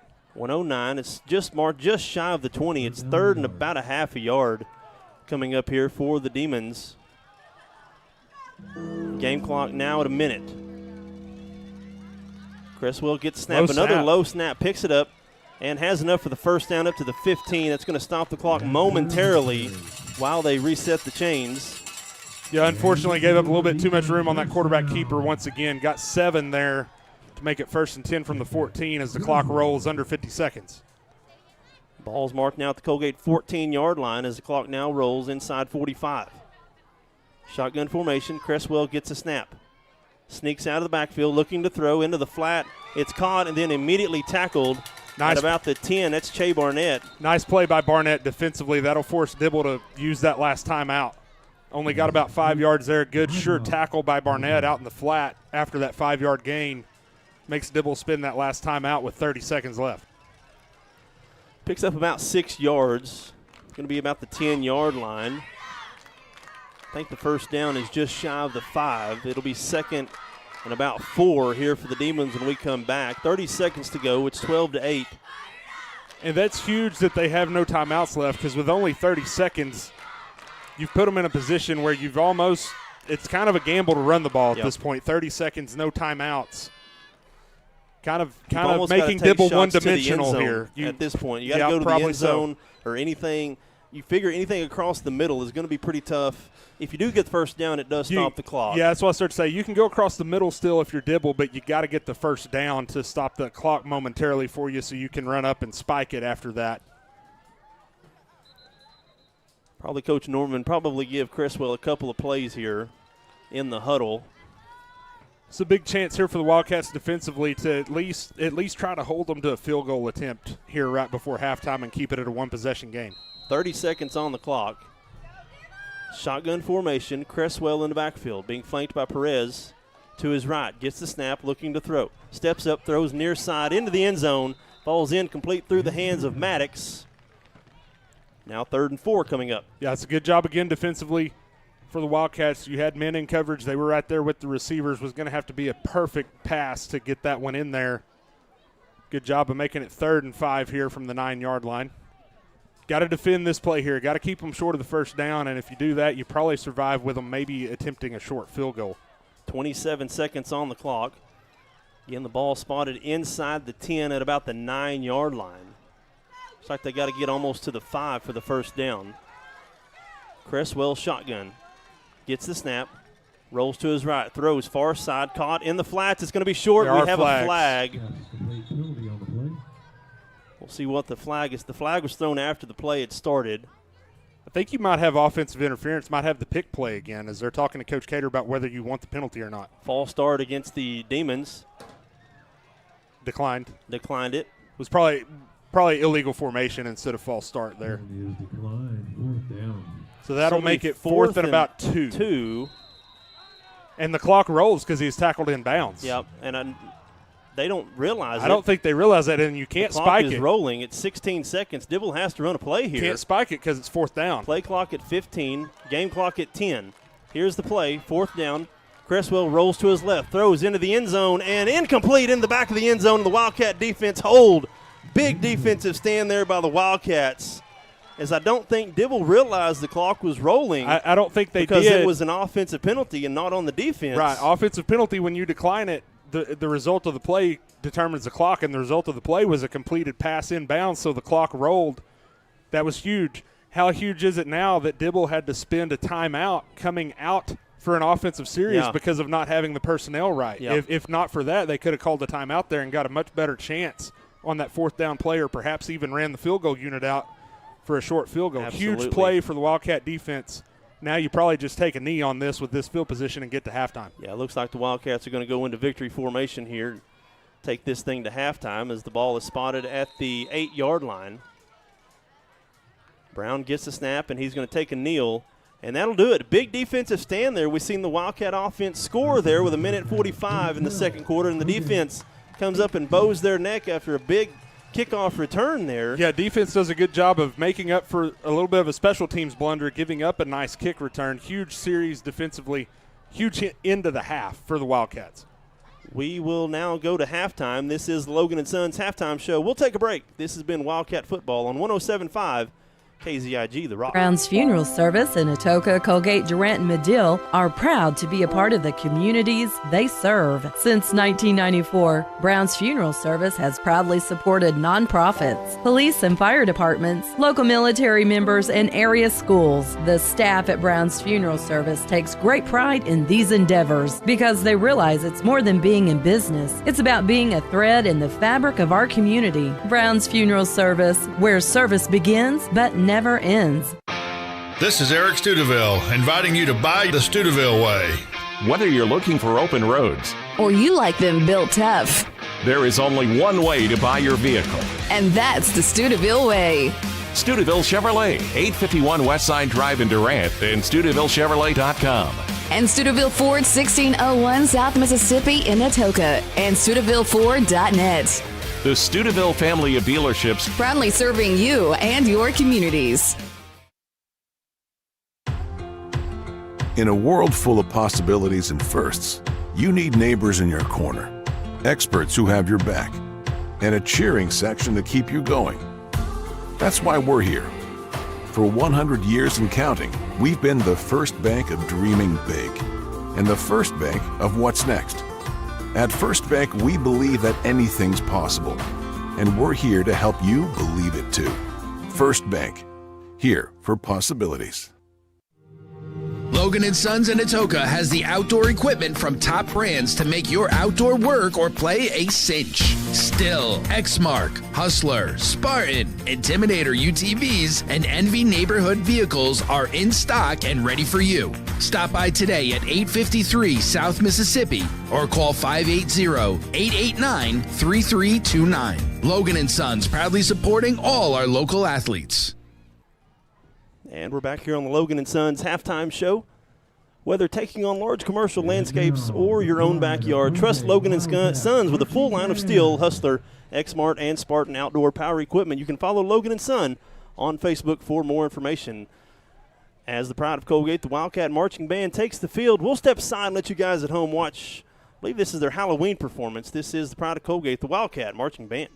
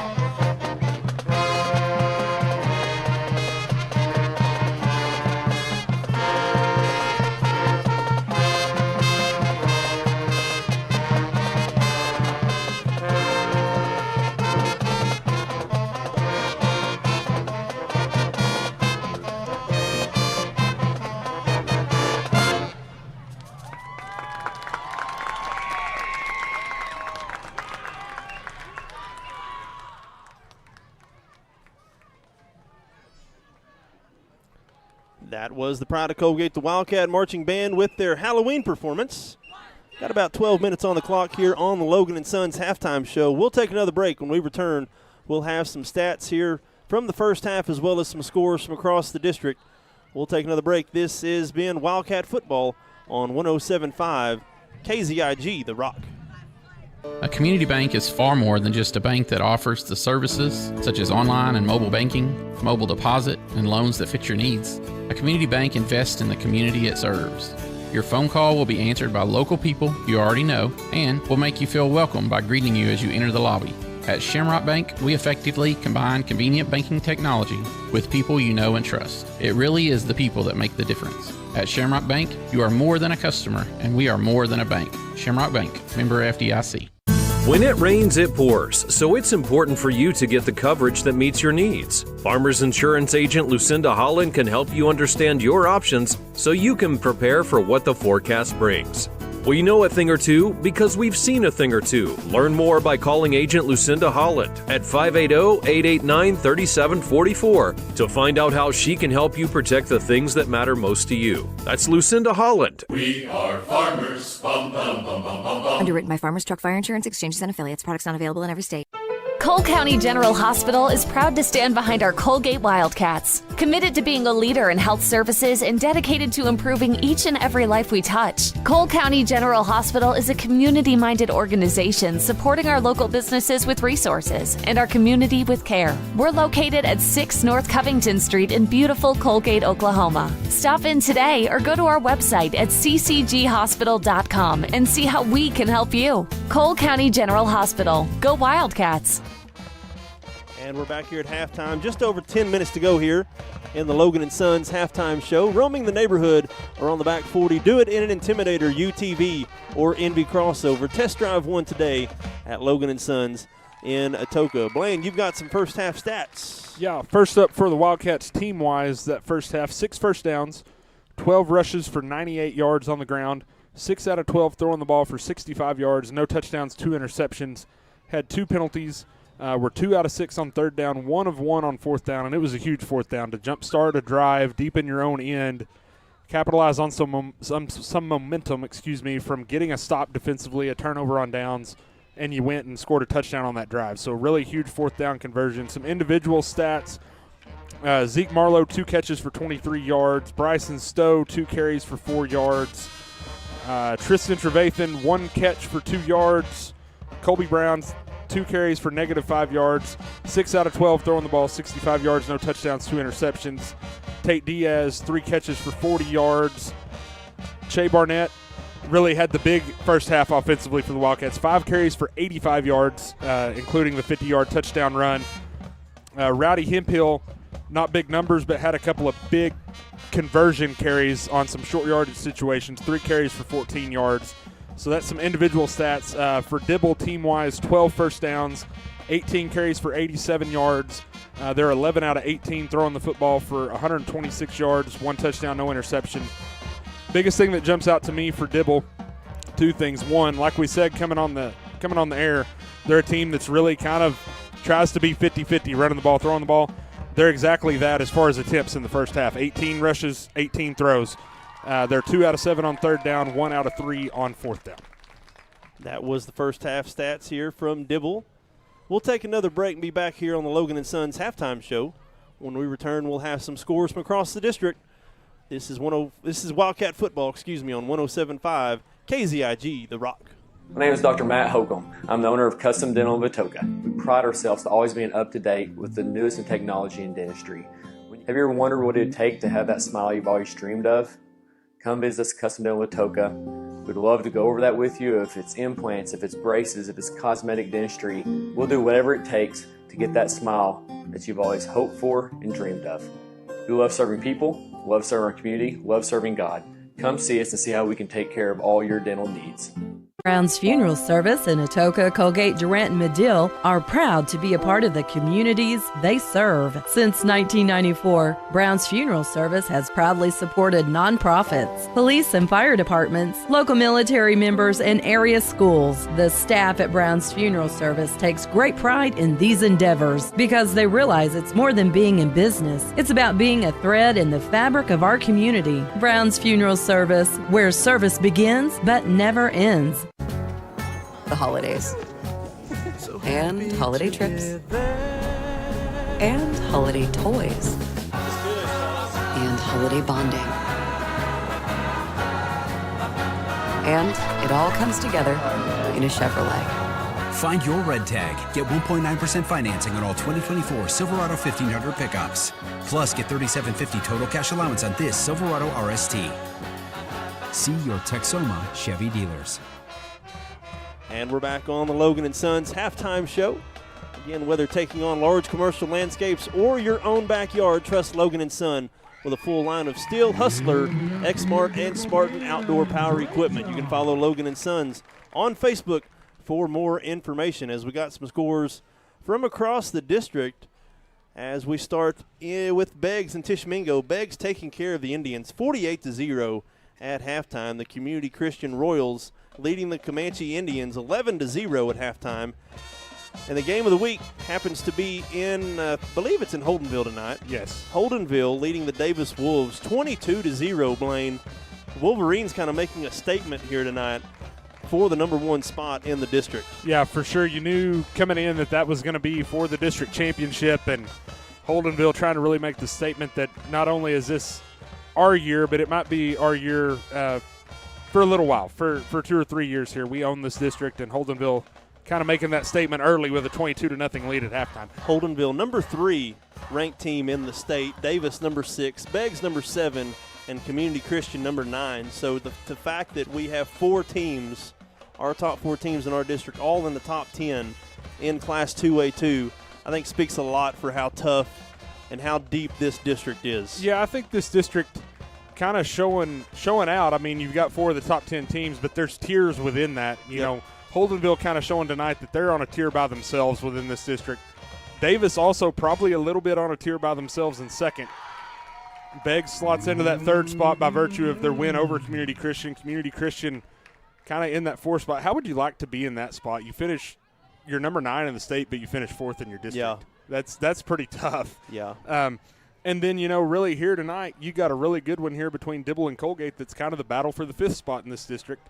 You don't make the playoffs with that, but to say you were the best team in this district to not make the playoffs is still a pretty good accomplishment, as good as this district is. Yeah, we knew kind of going into the season that this district was going to be tough. I'm not quite sure that we kind of realized just how tough it was going to be. I think Community Christian's kind of been the surprise team. I think everybody knew that Beggs and Davis and Holdenville were all going to be pretty good. Community Christian has kind of been better than expected, I think. Going into the year, I think a lot of us thought that Coalgate would really have a really strong chance to contend for that 4 spot. And as it's turned out, probably a little bit of a bigger gap there, unfortunately, between that 4 spot and the Wildcats than we had thought previously. But that's no shame on the Wildcats. You got 4 really good teams in this district. Yeah. As we look down the road, I think it was at halftime, Atoka and Antlers playing a game there in Atoka. I believe Antlers was winning 8-7, I think. They were, and that's a district where those 2 teams are still both alive. It's a tougher path for Atoka than it is Antlers. Antlers controls their own destiny. If they win against Atoka and then win against Spyro next week, they will be the 4th spot in that district. So Antlers still very much alive for a playoff spot there, and looks like that's a pretty good game going on down in Atoka, 8-7 at halftime. Yep. So the scores across the area are basically kind of what we thought. I thought Holdenville was better than Davis. Blaine kind of thought a little different. I didn't think different. I didn't think the gap was maybe quite as big as it's showing to be. I expected Holdenville to win. I expected a little bit closer game than 22-0 at halftime.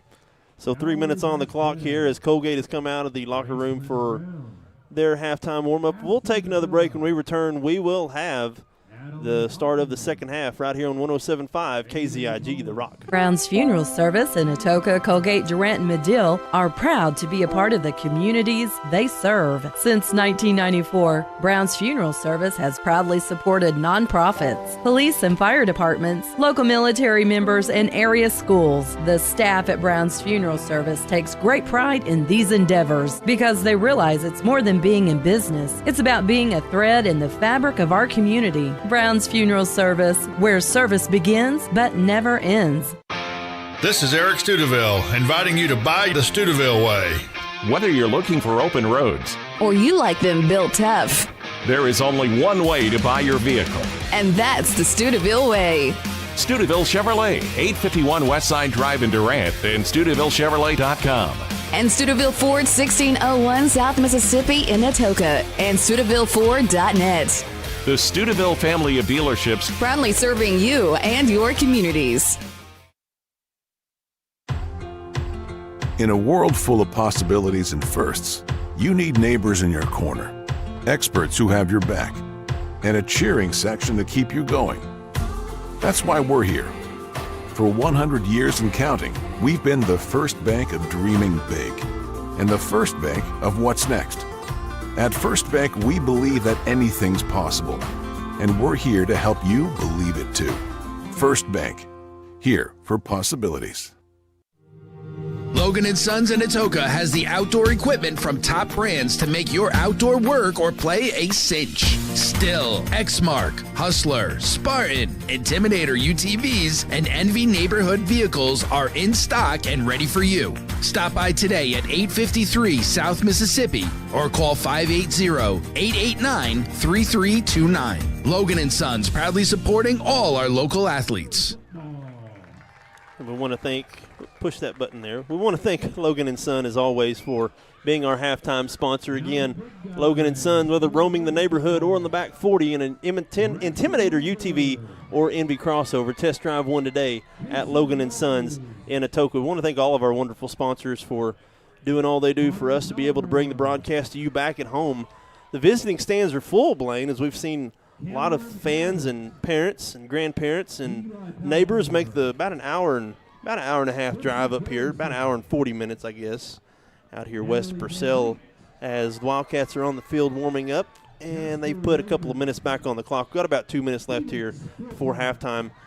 Blaine, the Wildcats will be on defense coming out. How big is this first half or this first defensive sequence for the Wildcats? Oh, it's huge. You've got a lot of momentum going into halftime, scoring late to get on the board and then getting that big stop right at the end of the first half, turning the Demons away, not giving up any points there right before halftime.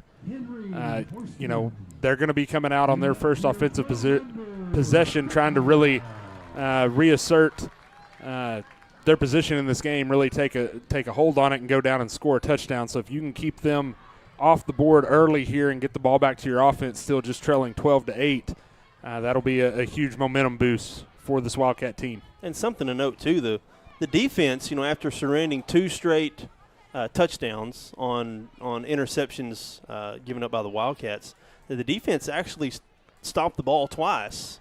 Yeah, the defense had two big fourth down conversions there in the last two offensive series for the Demons. The thing the defense has done that is much better than the last few weeks is you've not given up those big chunk plays on the ground. You've given up several, 6-7 yard gains, but you haven't.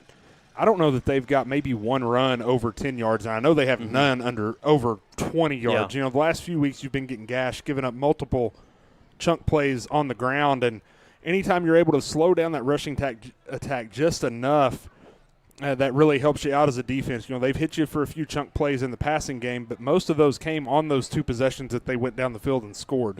Late in the half, the last two defensive series did a much better job of limiting those chunk plays, really making Dibble have to try to drive the length of the field. And anytime you can do that defensively, it's much harder to methodically move your way down the field than to get a few chunk plays to help you out along the way. We talked about the defense coming out here on the first series here out of halftime. What about the offense? What are some keys you want to see in the second half offensively for the Wildcats? Well, you keep the ground game going. That's probably your best first half running the ball maybe all year, for sure in several weeks. 12 carries for 98 yards that's up around 9 yards a carry, pretty close to it. So the running game has been good. It's been real good with Che Barnett. Che has ran really well so far tonight. I think he's probably going to be the running back that probably maybe gets more of a bulk of the carries in the second half the way he's running the ball. Keep that ground game going. Keep you ahead of the sticks, favorable second and medium, third and shorts, as opposed to getting into second and long. Third and long will be key for the offense. Give that passing attack a chance to operate in spots where it's not an obvious passing situation. So it looks like both teams are out. The Wildcats will be going right to left on your radio dial. A big half here coming up, 24 minutes. See who's going to take over the 5th spot here in Class 2A District 6. Walkup ready to tee it off from his own 40. And here we are. It's a kick over to the far side. Fielded at the 25, up to the 30, to the 35. Head full of steam to the 40, to the 45. And taken down just past the 45 at the 46. Good field position coming up to start the second half for the Demons. Yeah, a little bit more room given up on that kick return than you would like ideally. You do eventually get him on the ground, but not until he's all the way out at the Dibble 46-yard line, and that's where they take over this first possession of the second half, 1st and 10 from their own 46. So Dibble again after going 2 straight possessions with points. The last 2 possessions to end the first half came up scoreless. We'll see if the Demons can get the offense back on track. Cresswell, shotgun formation. Perez behind him, gets the snap, handoff Perez around the right side, drags Childers up past the original line of scrimmage and is taken down at the 48-yard line. Picks up about 2 on that first down run. 2nd and 8 now coming up for Dibble. Yeah, good job defensively there. Childers met him pretty well right at the line of scrimmage. He got a couple yards after that, but Bryson Stowe came in to help clean that play up at the end as well and get him on the ground after a gain of just 2. It'll be 2nd and 8 from the 48.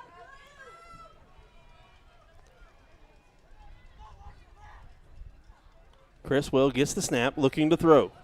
Throws it deep down the field. It's a deep pass, and it is almost intercepted. It is intercepted. Excuse me. I thought Diaz dropped it. Diaz comes in with a Wildcat interception, and that's how you start a defensive possession out of halftime. The Wildcats take over at their own 21-yard line. Yeah, really nice play by Diaz defensively. They were hitting the slot receivers who he was trying to hit that was matched up on Che Barnett. Diaz did a good job of just coming over from his corner position, leaving his man while that ball was in the air, tracking it well and going up high pointing that football for the interception. Wildcats take over 1st and 10 from their own 21-yard line. Really nice play defensively. So the Wildcats come out trailing 12-8 again, right to left on your radio dial. Again, I'm Cody Newberry, Blaine Riley, Nathan Harden on the camera. Thank you for joining us. Stowe's going to get the start here in the second half. Shotgun formation. Brown gets the snap. Handoff, Stowe. Around the left side. Has some room to run up to the 25. Taking down just shy of the 30. It's a good first down run. Picks up about, looks like 8 yards on that run. Just shy of the 30. It'll be 2nd and 2. Yeah, really nice job that time by the left side of the offensive line, kind of caving that side of the defense in, giving Stowe some room to run for 8 yards over that left edge on first down. Same formation, quickly to line of scrimmage. Another handoff, Stowe. Same play, up to the 35, still on his feet to the 40, to the 45. Ridden out of bounds just shy of the 50. Another chunk run there by Bryson Stowe, as we've seen a couple of quick plays here by the Wildcats on the ground. Moves the chains, pushed out of bounds at the Coalgate, looks like 47-yard line, 1st and 10. Yeah, good job picking up 18 on that 2nd and 2.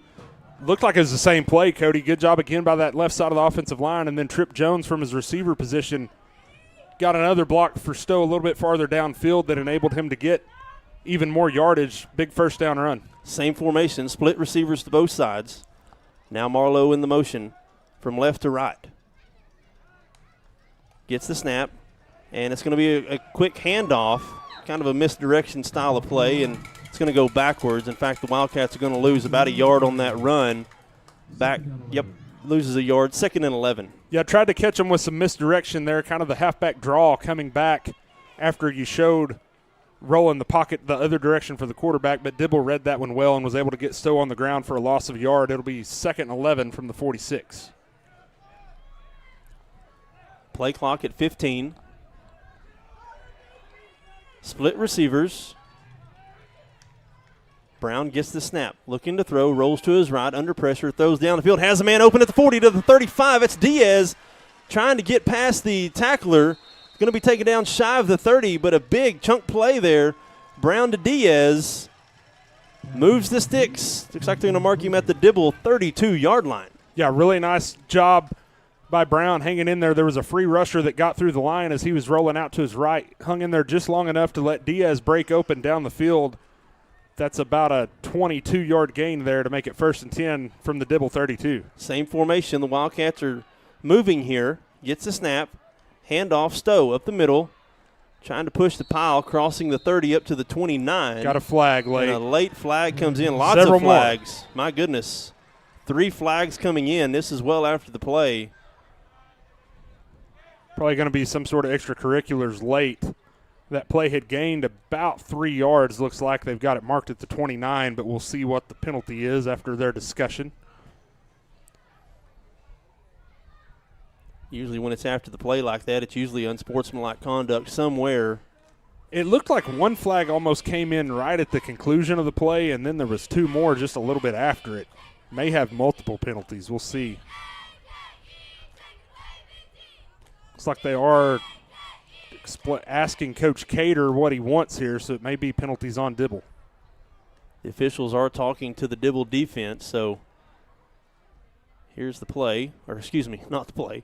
Here's the call from the White Hat. Personal foul, face mask against Dibble, and then a personal foul on the Wildcats after the play. So those will actually offset. And then, okay, so those plays offset. I think that was during the play, and then after the play was a personal foul against Dibble. That 15 yards will be assessed. That pushes the ball inside the 15. Yeah, and I think you got it exactly right. There was a face mask by both teams, and then after the play, something else, and gets the Wildcats 15 yards down to the Dibble 14-yard line where it'll be 1st and 10. Wildcats in prime position here. Last time the Wildcats were inside the 20, we threw an interception in the end zone. Brown gets the snap, handoff, Barnett. Sheds a tackle, tries to get back to the middle, and gets back to the line of scrimmage, and that's going to be all he gets. No gain on that 1st down run. 2nd and 10 now coming up for the Wildcats. Yeah, not a lot of room there by Barnett. He was dodging defenders immediately as soon as he got the ball and not able to get much on that one as he just gets back right about the line of scrimmage, maybe even lost about a half yard. It'll be second about, I'm going to call it 2nd and 11 from the 15. Game clock, 8:44 to go here in the 3rd quarter. 10 seconds on the play clock. Good drive here by the offense for the Wildcats as they're going to bring the receivers in. Gets the snap, looking to throw. Pressure coming. Lobs it up into the end zone. It's short, and it's caught by Jones and walks into the end zone. Touchdown, strike up the band, Wildcats. What a play by Trip Jones. That ball was really underthrown, but Trip Jones did a good job of noticing that, working back to the football, and it looked like really neither of the Dibble defenders that were out there noticed that ball was coming up short of the mark, and Jones just able to come back and get it and then fight his way into the end zone. Really nice individual effort by Trip Jones for the 15-yard touchdown catch. Wildcats in front. When it left Brown's hand, I thought it was going to get picked. I thought it was going to get picked. It was thrown in. There was two defenders there covering Jones, and Jones was the only one that noticed that it was going to be short, came back to the ball, caught it at about the 2, and then forced his way into the end zone. Wildcats now going to line up to go for 2.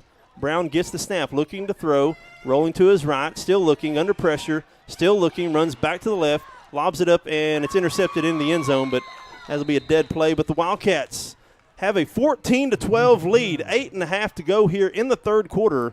We'll take our first break of the 2nd half. This is Wildcat football on 107.5 KZIG, The Rock. No one likes the hassle of going to the tag office. That's why Cole County Tag Agent Leslie Battles and staff work to give you prompt service. Open Monday through Friday, 9 to 5:30, and even through lunch with no appointment needed. Cole County Tag Agency is a full-service motor license agency, providing registration renewals and title transfers for all types of vehicles, including boats, motorcycles, and ATVs. Driver's license renewals, real IDs, notary service, and now Pike Pass pickup location. Cole County Tag Agency, 28 North Main in Coalgate, a proud sponsor of Coalgate Athletics. A community bank is far more than just a bank that offers the services such as online and mobile banking, mobile deposit, and loans that fit your needs. A community bank invests in the community it serves. Your phone call will be answered by local people you already know and will make you feel welcome by greeting you as you enter the lobby. At Shamrock Bank, we effectively combine convenient banking technology with people you know and trust. It really is the people that make the difference. At Shamrock Bank, you are more than a customer, and we are more than a bank. Shamrock Bank, member FDIC. And we're back here, 8:24 to go here in the third quarter as the Wildcats get an interception out of halftime and then make Dibble pay. So the Wildcats able to get points off turnovers. In fact, that's the only way Dibble has scored tonight, 12 points off of 2 turnovers. Here's the kickoff from Walkup. Kick to the near side, fielded at the 25. Up to the 30, to the 35, and tackled. Hard hit there by Rowdy Hemphill coming in before he could get to the 40. In fact, they're going to spot him at the 38. First and 10 for the Demons. Yeah, better kickoff coverage that time by the Wildcats. Hemphill did a good job of getting off a block and delivering a pretty good hit on the returner there at about the 37, 38-yard line. That's where the Demons will take over first and 10 from their own 38.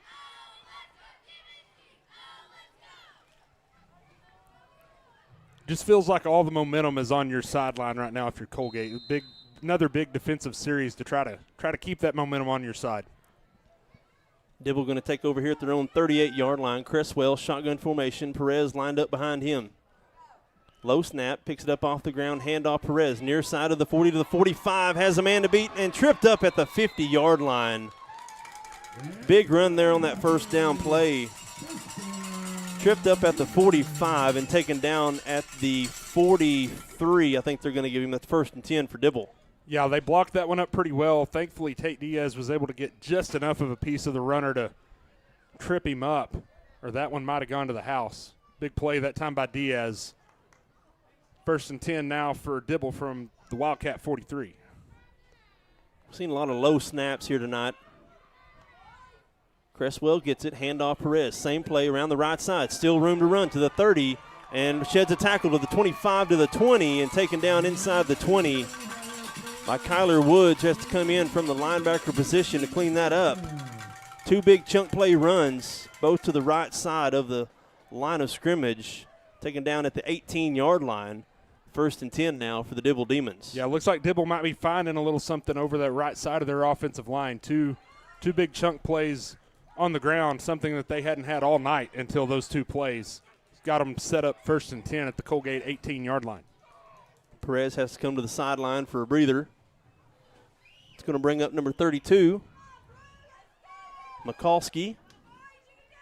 Shotgun formation. Cresswell gets a snap. Going to keep it himself. Quarterback keeper up the middle and gets to the line of scrimmage and goes nowhere else. I think they're not going to give him any yards on that play. Be second and 10 now for the Demons. Yeah, that's a play that the Wildcats struggled a little bit with in the first half. Those were going for about 7-8 yards consistently. Much better job that time clogging up the middle of the defense there and getting him down for no gain to set up second and 10 from the 18. Mikulski still in the game for Perez, who has to get a breather. It's a handoff to Mikulski. Right side, but goes nowhere, but then sheds a tackle and pushes the pile crossing the 25. The Wildcats had him wrapped up at the line of scrimmage, but refusing to go down as Mikulski picks up about 5 yards. 3rd and 5 coming up. Yeah, it looked like Bryson Stowe had him right at the line of scrimmage. He was just able to slip out of that tackle attempt by Bryson, and then Easton Loudermilk came in from behind and was able to drag him down, but not before he gets about 5 yards to make it 3rd and 5 from the 13. Mikulski still in the game. Cresswell shotgun. Gets the snap. Handoff Mikulski up the middle. Has some room to run. Crossing the 15 into the 10 and taken down at the 5, just short of the 5. And it's going to be enough to move the chains. It'll be 1st and goal now for the Demons. Yeah, just too much room up the middle there that time defensively, as he's able to get about 7 on that one and set up Dibble for a 1st and goal from about the 6-yard line of the Wildcats. An injured offensive lineman coming off the field now for Dibble, so something to take note of there. I think that was an interior lineman there who comes off the field. Mikulski still in the game. This time flanking Perez to his right. Direct snap to the quarterback. Cresswell just goes right up the middle following his tacklers. About a yard gain before they score here. It's like they're going to mark him at the 2. It'll be 2nd and goal from the 2. Yeah, was able to get about 4 yards there just on that quarterback keeper up the middle. Good push from that Dibble offensive line on that one to make it 2nd and goal from the 2. Got a flag. This has usually been on Dibble when they've done this. Yeah, I think you're right. Going to be another false start. Nope. No, there we go. Yeah, false start. Okay. White had initially called it offsides, but it is a false start against the Demons, so a big break there by the Wildcats. It'll be 2nd and goal now, 2nd and goal now from the Coalgate 9. Yeah, big break for the Wildcats defensively as they were bearing down on your goal line, and that could be a big 5 yards here, push them back out to around the 7-8 yard line for 2nd and goal as opposed to being at the 2. Perez is going to come back into the game now. Play clock at 10. Now at 5. Cresswell gets a snap. Handoff Perez. Right side. Gets the edge to the 5. And he's short. He's short. He's going to be knocked out. It's a really tough hit there to knock Perez out at about the 1 yard line. Looked like that was Che Barnett coming over from a safety position. Just able to keep him out of the end zone here and force a 3rd and goal from about the 1 yard line. And we've seen coming out on this offensive series here for the Demons that right side, they found a lot of success getting that edge. Shotgun formation, Cresswell gets the snap, handoff, Perez up the middle, and I think he's going to be short. He's down. He's down. He's short. He's short. They're going to mark him short of the goal line. It'll be big 4th down play here. Big play defensively to bow your neck there in the middle. Get him on the ground short. It's going to be 4th and goal from really looks like where they're at is about the half-yard line, inside the 1. Huge play in this game right now. Wildcats clinging to a 2-point lead here, late 3rd quarter, about 4 minutes left. Seeing the injured offensive lineman coming back onto the field. That's the left tackle. We haven't seen Dibble go under center. They're not going to do it here. Cresswell, shotgun formation, gets the snap, runs up the middle, and the C's part, and Cresswell walks into the end zone. Touchdown, Demons. Yeah, that one was blocked up really well over that left side of the Dibble offensive line, paving the way for him to score from 1 yard out on the 4th down play, and Dibble goes back in front, 18-14. 3:47 to go here as the Demons now line up to go for 2 here.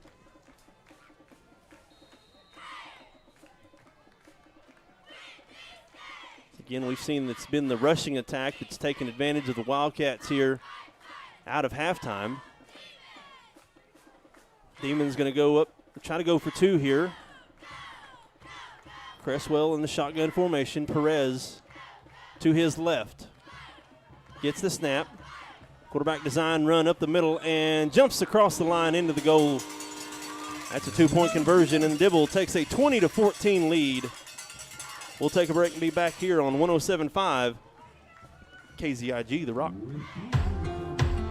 In a world full of possibilities and firsts, you need neighbors in your corner, experts who have your back, and a cheering section to keep you going. That's why we're here.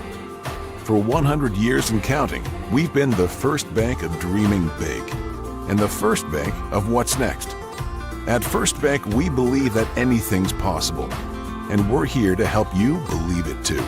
First Bank, here for possibilities. H&L Custom Processing is proud to support the Coalgate Wildcats.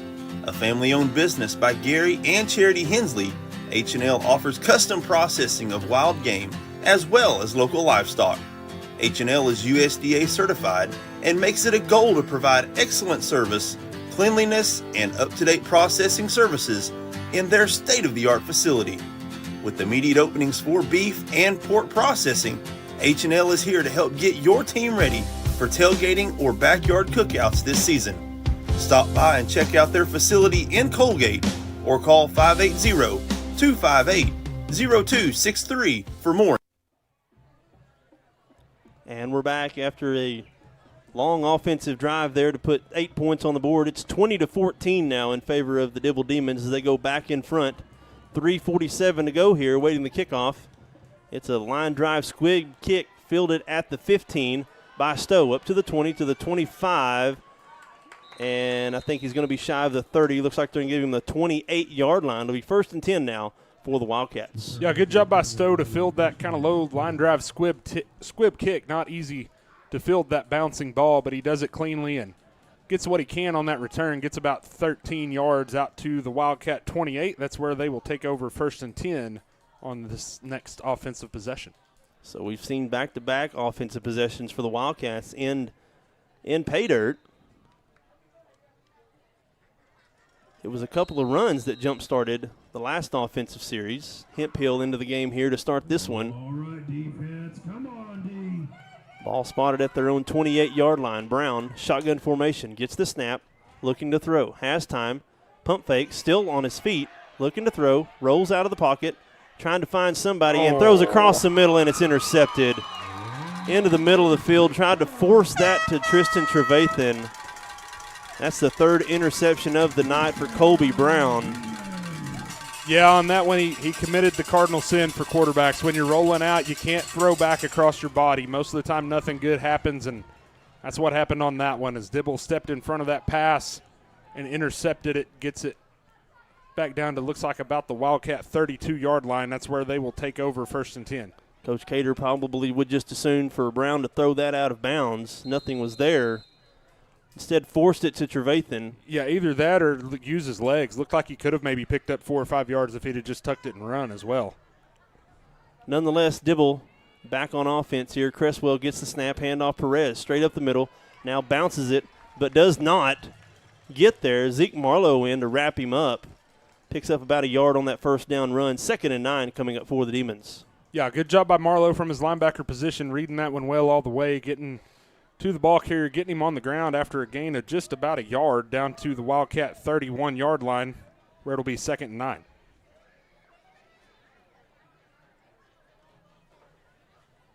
.303 to go here in the 3rd quarter. Dibble already leading by 6. Cresswell, actually it's a direct snap to Perez, trying to get to the right side, back to the middle, now back to the right side. Ball's on the ground. 25, ball's on the ground. The Wildcats recover. Another turnover committed by Dibble, and the Wildcats get it back as we're trading turnovers here. Perez coughed it up, and the Wildcats get on it at their own 21-yard line. 1st and 10 coming up for the Wildcats. Yeah, I couldn't really tell for sure who forced it or recovered it, either one, but it looked like as the runner was trying to make a cutback, a Wildcat was able to get his hand in there and strip that football out and then recover it. Huge play for the defense to get the ball back here. Wildcats have it 1st and 10 from their own 21. So kind of no harm, no foul on that last interception by Brown as the Wildcats quickly get it back. Shotgun formation, Hemphill flanking Brown to his left. Brown gets the snap, handoff Hemphill. Up the middle, lowers his shoulder, and gets that usual hard yard or two gain on the 1st down play. It's like they're going to give him about a yard. 2nd and 9 coming up for the Wildcats. Yeah, not much room on that one, but Hemphill does a good job lowering his shoulder and pushing the pile forward for a couple of yards out to the 23. Be 2nd down and 8 for the Wildcats from their own 23. 2:20 to go here in the 3rd quarter. Wildcats trailing 20-14. Brown hard counts it. Now looks back over at the coaches. 8 on the play clock. Now 5. Now 3. It's going to be a handoff Hemphill. A quick pass out to the far side to Diaz. Catches it, tries to get to the outside edge. Got a couple of yards. Looks like up to the probably 25-yard line is where they're going to mark it. It'll be 3rd and about 6 coming up now for the Wildcats. Yeah, not a lot of room on that one once they got the ball to the edge to Diaz. Dibble defense read that one pretty well, was able to get him on the ground after a short gain of just 2. Be 3rd and 6 for the Wildcats from their own 25.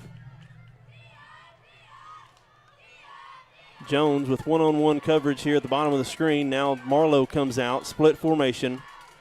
Brown gets the snap, looking to throw. Now pressured, rolling to his left.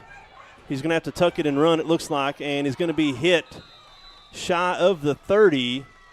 Did get a couple of yards. Looks like he got 2. It's going to be 4th and we'll say a long 3 coming up here for the Wildcats. Yeah, better decision that time by Brown to just tuck that one and run as opposed to trying to put the ball in harm's way. It was unfortunate that he had some pressure as it looked like they were trying to run a go route with Jones, who had one-on-one coverage, and he had got a step on his defender.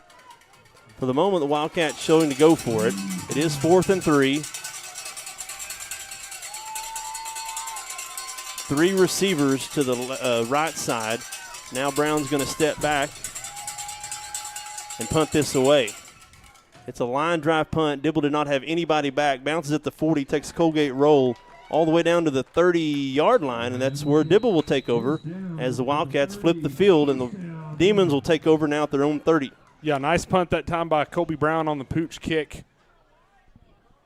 Probably a good decision there. It was 4th and just about 4 or 5. You know, you'd be tempted to maybe go for that, but overall the defense has played well enough tonight to trust them to go ahead and punt it away, flip the field position a little bit, make Dibble drive the length of the field again, and see if you can't get another stop on defense. 1:37 to go here in the third quarter as Cresswell leads the troops back out onto the field for the Dibble Demons.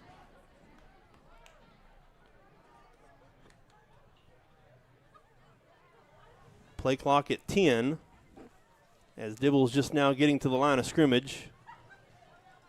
Single receiver to the bottom of the screen. Now play clock at 3. Cresswell gets a snap. It's in the dirt again and sheds a tackler in the backfield, and he falls down. That was a good job there.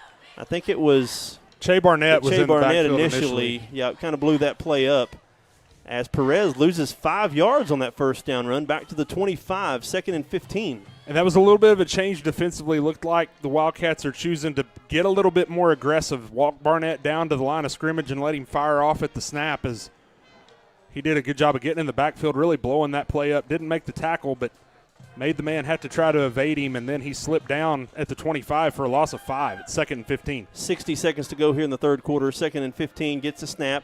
Quarterback design run, running to the left, but he's tackled from behind. Again, Che Barnett, he's everywhere. Come in from the right side of the line of scrimmage and chase Cresswell all the way over to the left side for no gain, tackling Cresswell from behind. 3rd and 15 coming up now for the Demons. Yeah, it's a really nice job by Barnett of utilizing his speed, running all the way across this formation, running down the quarterback on that design quarterback keeper and getting him down right at the line of scrimmage for no gain and making it 3rd and long here for the Demons. Demons do have to run one more play here. 10 seconds on the play clock. There's 20 seconds on the game clock. Cresswell gets the snap, looking to throw, has time. Still time, now being forced.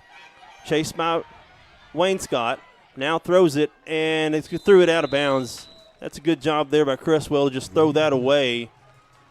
And a punt coming up now for the Demons. It'll be 4th and 15 with 8 seconds on the clock here in the third quarter. And it's a good play by Wayne Scott to eventually shed his blocker and get some pressure in there on the quarterback for Dibble, make him have to try to throw that one on the run. No one was really open. Good job of covering up by the defensive backs and forcing a punt here on 4th and 15 from their own 25. A lot of credit to the defensive backs there to not commit a penalty as Cresswell took a lot of time off the clock. Yeah, and they were in coverage for a good while, like you said, and that's hard to do, to be in coverage for that long, but they did a nice job. So here's the punt. It's a high, booming punt, a lot of hang time, and Trevathan's going to fair catches it at the 44-yard line with no time on the clock. And we'll go to the fourth quarter, Blaine. We got a good one here in Dibble.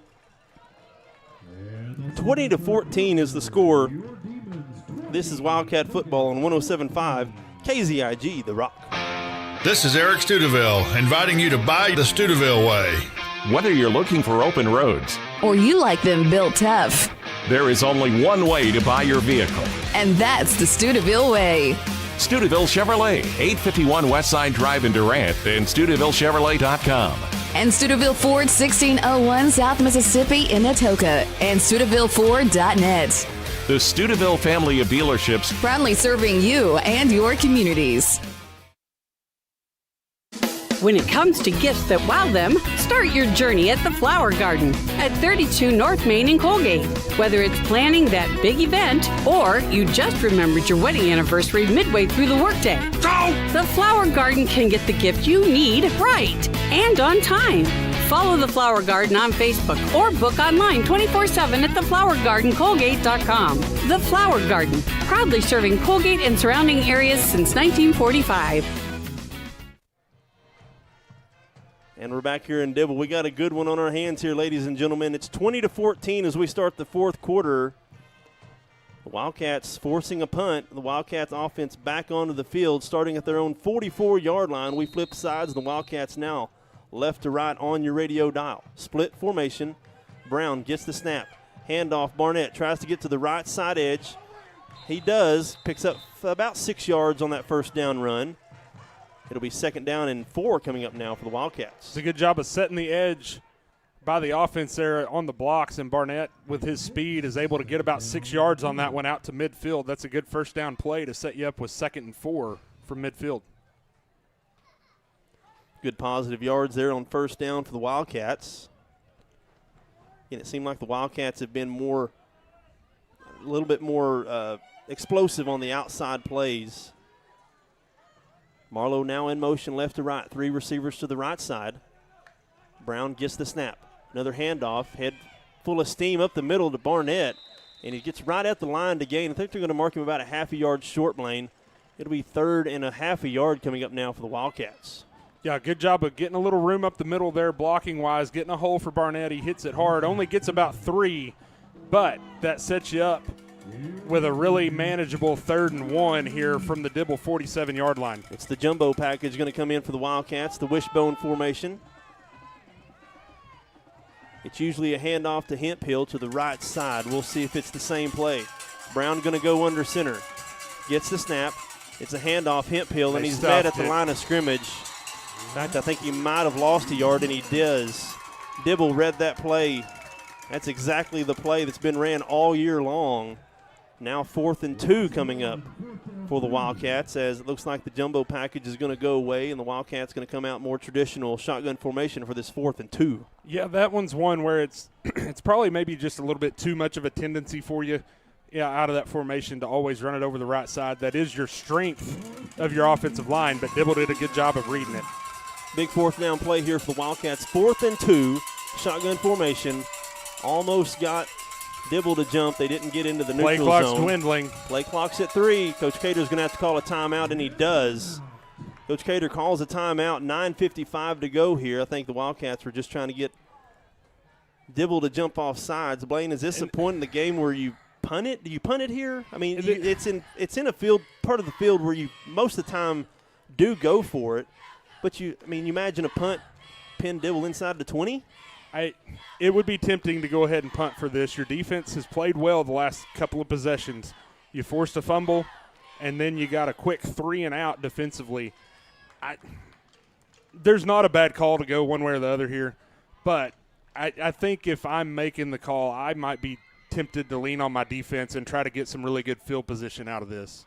Still a lot of time in this game, 9:55 to go. You got a game where your defense is feeling pretty good for the first time in about a month now. The points, two of the 3 possessions that Dibble has scored on has been on turnovers, off of turnovers. Yeah, this is the best defensive game you've played in district play. Yes. It by far. Yep. Even the win against Comanche wasn't technically a great. No, you gave up 36 points. You gave up 36 points and 400 and what is it? It was 222 total passing yards in that game. Yeah. So for the moment, the Wildcats are going to come out lining up to go for it. 4th and 2, ball spot at the 48. They got to get to their own 46. Split formation, the Dibble faithful coming alive here. Here's the play. They're going to go for it. Rolling to his left, now under pressure, throws it, and it's intercepted. Another interception thrown as Brown was going down and just threw it up for grabs. That's one, not a bad play because it's 4th down. No, and they really only the interception basically occurred at the stick, so you didn't lose. It's basically the same as an incomplete pass. It's worth the gamble to go for it. You're in plus territory. It just doesn't work out for you, unfortunately. So big defensive stand there by the Dibble Demons as they'll take over now at their own 48-yard line. Pretty good field position, already leading by 6, 20-14, 9:48 to go here in the 4th quarter.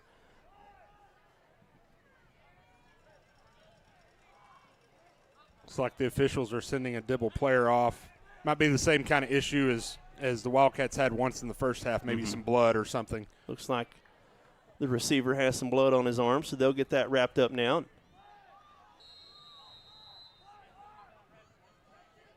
Dibble takes over at their own 48. Here's the snap, handoff. Perez tries to get up the middle, gets to the 50 and crosses the 50 into Coalgate territory up to the 49-yard line. Gains about 3 yards on that first down run. 2nd and 7 coming up now for the Demons. Yeah, good job of not letting them get a whole lot there on first down. Only 3 yards. Barnett came up from his safety position and helped to make that tackle be 2nd and 7 for the Demons from the Wildcat 49. The Demons trying to burn as much time off the clock as possible. Now 9:15 to go here in the fourth quarter. Wildcats trailing 20-14. Wildcats trying to stay above 500. They've been above 500 all season. 4-4 overall. Cresswell gets the snap. And we got a flag coming in. It's a jet sweep around the near side, thrown down Tristan Trevathan. Yeah, Wildcats were offside. I think you had somebody lined up in the neutral zone, looked like. So it looks like they pick up about 4 yards on that run down to the Coalgate 45-yard line. It'll be 3rd and 3, barring the penalty. I would think you would accept the penalty. And keep the down. Plus, the play only got 4 yards. You're going to get 5 yards on the penalty. You would think they would accept this. And it'll stay 2nd down. It's a false start. Illegal formation. Oh, wow. Against Dibble. I'm like you. I thought the play before this looked like Coalgate had lined up in the neutral zone, and that one was even closer. That's a 5-yard penalty against Dibble. Yeah, now they're against the sticks. Yep, that pushes them back to their own 44-yard line. It'll be 2nd and looks like about 12.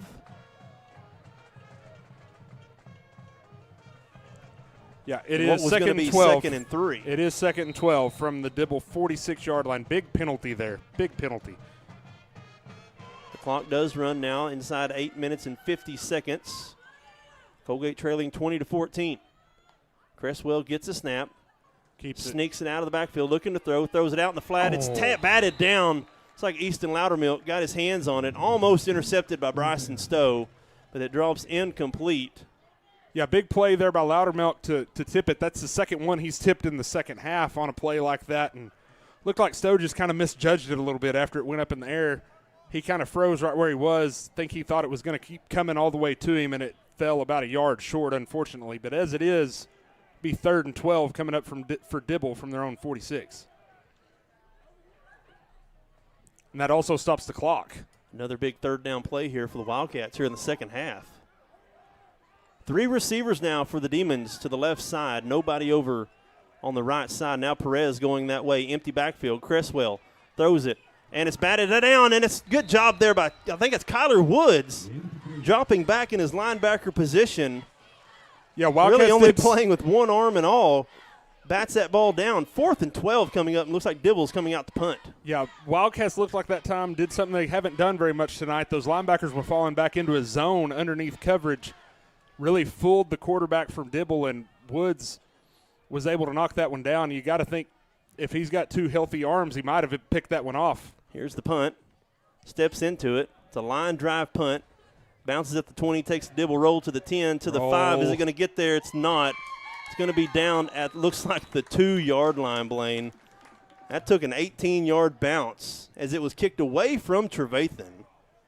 Trevathan was going to have to make an incredible run to get it anyway. No, Trevathan did the best thing to get away from it. He made the wise decision to get away from it. Just got a little bit of an unfortunate bounce that one didn't keep rolling on into the end zone. Good job by the Dibble coverage unit to get down there and down it, and the Wildcats will have a lot of field in front of them as it'll be 1st and 10 from their own 2-yard line. So a couple of things here. You want to make sure that you don't have a hold or anything back in the end zone that will result in a safety. I think you got to really try to get the run game going on these first couple of downs here. See if you can get yourself a little bit of breathing room out of the shadow of your own goalpost. Ball spotted at the right hash to the near side. Stowe's going to get the call here to start this offensive possession. 8.5 minutes to go in the 4th. It's going to be a handoff. Stowe, when he's ridden in the backfield, does fall forward. Looks like he lost a yard to the 1-yard line. I think you're going to see Dibble pin their ears back and try to get 2 points here on a safety. You know, it's I one see where maybe a screen set up here if you could get it held up long enough. Yeah, or how gutsy are you? Do you try a play action pass and see if your offensive line can hold up and hit something big? We'll see. 3 receivers now to the left. Tristan Trevathan, it's one-on-one at the bottom of the screen to the near side. To try it. Brown gets the snap, looking to throw, and that's what he's going to do. He's going to throw it deep to Trevathan and just over his There is a hands. flag in the middle of the field.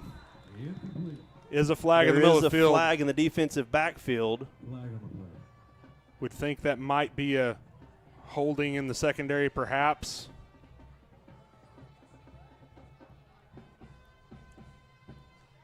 Stops the clock with 7 minutes and 40 seconds to go. It's a hold against Dibble, so that'll move Coalgate at least a little bit out of the shadows of their own goalpost. Since they lost a yard on the first down play, it's still 2nd and 1.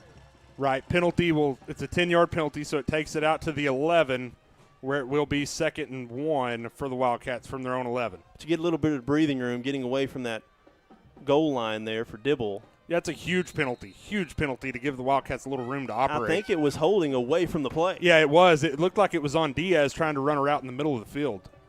So split receivers now. Stowe flanking Brown to his right. Gets the snap, looking to throw. Pump fakes, throws it deep down the field, and catches it at the 30, to the 40, to the 50. It's a foot race, 45, 40, and tackled from behind at the Dibble 34-yard line. Huge pitch and catch there. Kobe Brown to Trip Jones, 1st and 10, Coalgate Wildcats. Perfect pass, getting you all the way down to the Dibble 34. Nice run after the catch by Jones. And like I said, if you can hold up just long enough, the way they were wanting to pin their ears back, you can hit something deep. Wildcats quickly to the line of scrimmage. They've got 12 on the field. They're able to get off just in time. Looks like the Wildcats were trying to move quick. 3 receivers to the left. Brown gets the snap. Handoff. Stowe tries to get to the left edge and barely does. Gets a couple. Like gets 2. Doesn't get a lot, but, man, something I saw on that one, Tate Diaz delivered a big hit on a block there to get him the edge and let him get the yardage that he did get. It was only 2 yards, but nice block by Diaz there to give Stowe a little bit of room to operate. Be 2nd and 8 now for the Wildcats. Ball spotted, looks like about the 33-yard line. Wildcats trail 20-14. 6.5 minutes to go here in the 4th quarter. Play clock at 10. Split receivers. Now Marlowe moves from the left to the right, where there's now 3 receivers to the right side. Brown gets the snap. Throws it deep, far side, and it's batted down. Falls incomplete. That ball was intended for Trip Jones. Yeah, fortunate that one wasn't intercepted. It kind of hung up there, really hung up there, looked like, and Jones kind of mistimed his jump a little bit, looked like, and the defender had a good chance of pulling that one down. Fortunately, he wasn't able to, and it'll be 3rd and 8 for the Wildcats from the Dibble 32. Definite 4-down territory. Would like to see, you don't have to get it all on this play. Try to at least get 4 or 5 yards here to make 4th down more manageable. 6:16 to go here in the 4th quarter. It's a tight one in Dibble as these teams are playing for 5th place here. Brown gets the snap, rolls to his right, looking to throw, throws into the flat, and throws to nowhere. Way out of the reach of Trevathan, falls incomplete. Yeah, I don't know if that was just one that got away from Brown or a little bit of miscommunication between he and his receivers on the route. Either way, it falls incomplete and be a big 4th down here for the Wildcats. Still 6:11 to play, so even if you don't pick this up, you have at least flipped the field position from being at your own 1-yard line to getting it down to the Dibble 32, but a big 4th down here for the Wildcats. Wildcats, 29% success rate on 4th down. Be none bigger than this one right here. 6:11 to go in the 4th. Shotgun formation, Brown gets the snap. Looking to throw, throws it. It's batted down at the line of scrimmage, falls incomplete. And the Dibble Demons force a turnover on downs. Like I said, that's not what you ultimately wanted out of it, but to take the positive, at least you flip the field position. A lot of time left in this game. Need your defense to come out here and do what they've really done really well for the most part this second half. That's get a stop and hopefully get a stop quickly to where you get some decent field position back out of this as well. You got to remember that offensive series started at their own 2-yard line, so it could have been absolutely disastrous had you gone 3 and out. Nonetheless, Dibble takes over now at their own 33-yard line. And what would have been a high chance of starting in their own, on the Coalgate side of the 50. Yeah, you got to figure even best case scenario, if you go 3 and out, they're getting it at your 40 probably. Yep. Shotgun formation. Cresswell gets the snap. Quarterback run all the way up the middle. And he gets to about the 35. I think he's going to give him 2. Yep, they give him 2 to the 35. 2nd and 8 now coming up on that quarterback design run to the left side. Good job by Easton Loudermilk on that one, getting off his block pretty quickly and getting in there to get the quarterback down on that keeper after a gain of about 2 or 3 on that one, make it 2nd and 7 or 8 from the 35. Dibble, they're going to take as much time off as possible here. Yeah, and 5.5 minutes to go. I think they've got 3 timeouts. Yeah, Dibble does still have 3. The Wildcats did have to spend one earlier, so Wildcats are down to 2 timeouts left. Shotgun formation. Cresswell gets the snap, picks it up off the ground, hands it to Perez around the left side and has room to run to the 50. It's a foot race to the 40, to the 30, to the 20, to the 15, to the 10. Sheds 2 tacklers at the 10-yard line. And Dibble. There's a flag. And there's a flag back at the line of scrimmage, ladies and gentlemen. I thought Stowe was being held on the edge. I didn't see him throw it, but I'm glad they did. It was a definite hold. It will be a hold against Dibble. That takes the touchdown off the board. How big is that penalty there? It's huge. You don't usually see that called in the fourth quarter. It's huge, but it's the right call. Bryson Stowe was being held, and that's not only does it take a touchdown off the board, but that is going to put them back at their own 25-yard line. It's a 10-yard penalty, so it should be 2nd and about 17 coming up now for Dibble. And remember, I think Perez, he's had to come off the field to get a breather. That touchdown run, Perez is on the sideline. Mikulski has to come in. That's a good job. That doesn't happen if Bryson Stowe isn't fighting to get away from the defender. When you're fighting to get away from the defender, that makes it a lot easier for the official to see that hold and throw that flag. Huge call for the Wildcats. So 2nd and 17. Mikulski now in at running back. Cresswell to hand off Mikulski. And he's just going to do good to get back to the line of scrimmage. And he does. No gain on the play. 3rd down and 17 now coming up. Big play here for the defense. Now inside 5 minutes. Yeah, that was a good job. Looked like Che Barnett got in the backfield pretty early on that one and really made the defender have to not have any room to run. And then a whole posse of Wildcats rallied to the football to get him on the ground for not much on that play, and it'll be 3rd and 17 for the Demons. Both these teams 4-4 overall. Shotgun formation now, 2 receivers to the right side. Play clock inside of 10. Low snap. Cresswell picks it up. Has some time. Looking to throw. Out of the pocket. Snell throws it clear across the field, and it's caught. Now it's just a one-on-one play, and he gets by Diaz, and he's pushed out of bounds at the line to gain. He's I think short. He's short. He's going to be a yard short. He's about a yard short with where the official is standing. Huge he was play able to get around Diaz. Huge play by Trip Jones getting over there to help and get him out of bounds just at the last moment there. That was a play almost from the sideline, the near side, almost all the way over to the numbers on the far side. Now a big call for Dibble. What do? Do you trust your defense or do you try to get this? If you don't get it, Wildcats are set up on your side of the field. I'd expect them to maybe try to hard count this, and if the Wildcats don't jump, call a timeout and punt it away. The play clock's at 5 now. Empty backfield. They're going to go for it. Quarterback run all the way up the middle. And I think he may be short. I don't know. It's awful close. He may have just Yep, they got it. Just got it. Just got it. Just got it. And that's where them getting so many yards on the 3rd down play comes back to bite you. Just a good individual effort on that 3rd down play really made that 4th down play be convertible for them. So you had Dibble pinned back. It was 2nd and 17. 3rd and 17. It was 3rd and 17. They got 16. They got 16 yards. Yep. On that scramble. Looks like Coach Norman, he's going to call timeout now. Stops the clock, 3:42 to go. It'll be 1st and 10 for Dibble. Well, now if you're the Wildcats, you feel like it has to be a stop on this series of downs. With you only having 2 timeouts left, if you give up another first down, it becomes really hard to get the football back with any amount of time left to really go try to tie or win the game. So it's 20-14. Dibble leads. They do have a fresh set of downs. 1st and 10 from their own 43-yard line. 1st and 10 at the 43.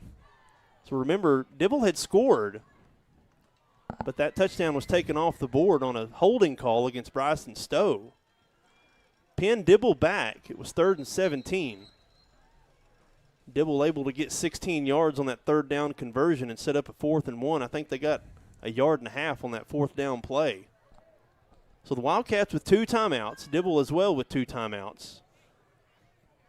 Wildcats need a touchdown to tie after that big 2-point conversion, successful 2-point conversion on the first touchdown.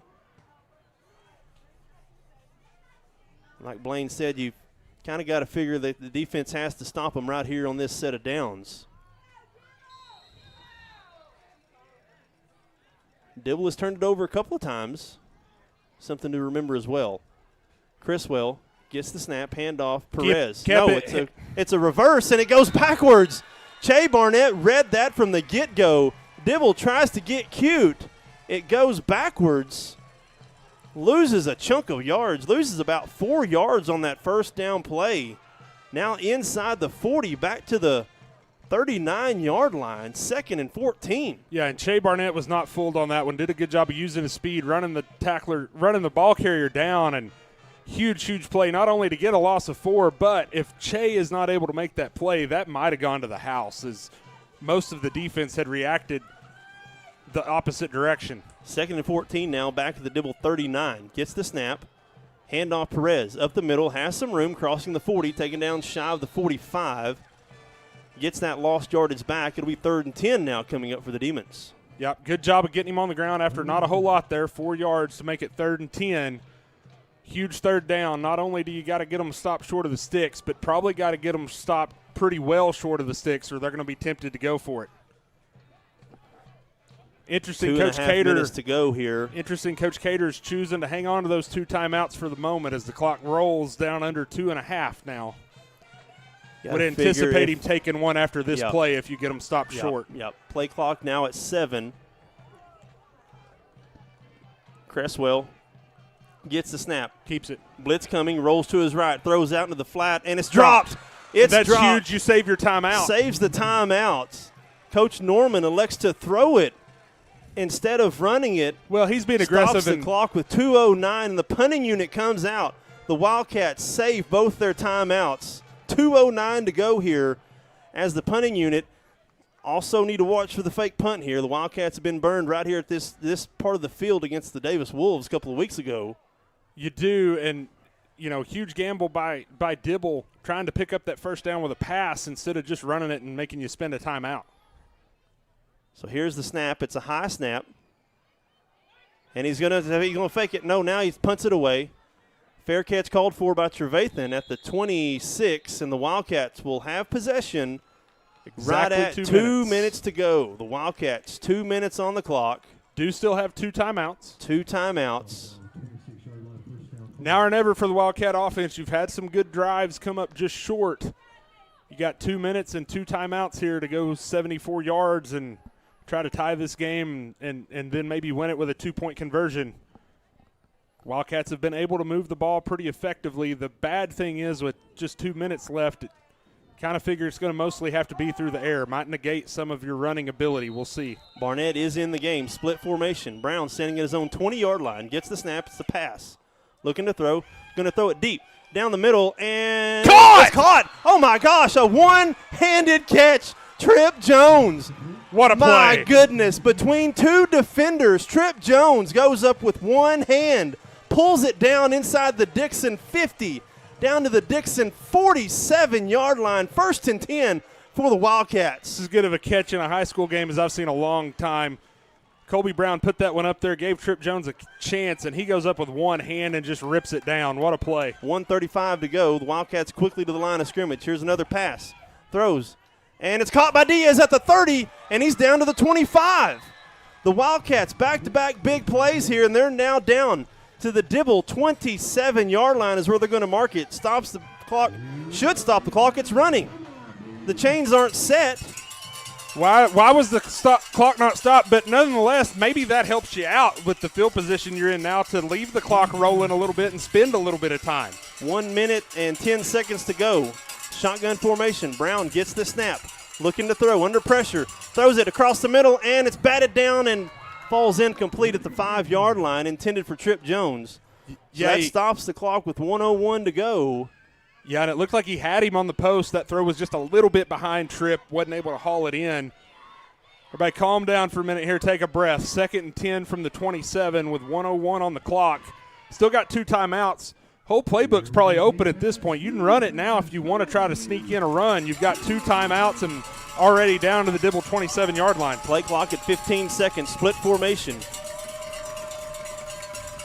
Tries to get Dibble off sides. Play clock at 5. Got to get a play off. And they're not – I don't know if they're going to. 3, 2, 1.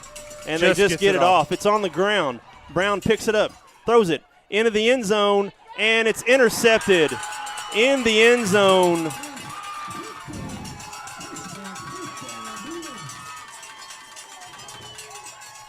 Intended for Tate Diaz.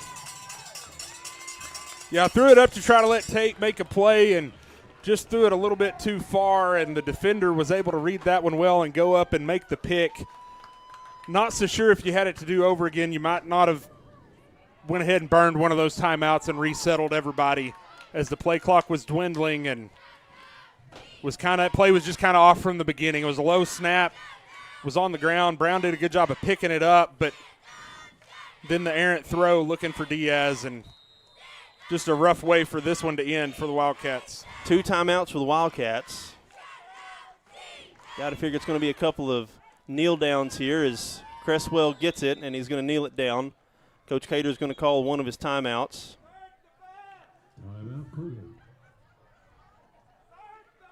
Yeah, but barring a terrible snap and a turnover, it's not going to matter. Just having 2 timeouts, they're going to just kneel it 2 more times, and that's going to be the ball game. Just a rough way for this one to end for the Wildcats. You had chances, had a good drive going, just got a little unsettled on that last offensive play, and just unfortunate to not be able to find a way to end up getting that ball in the end zone.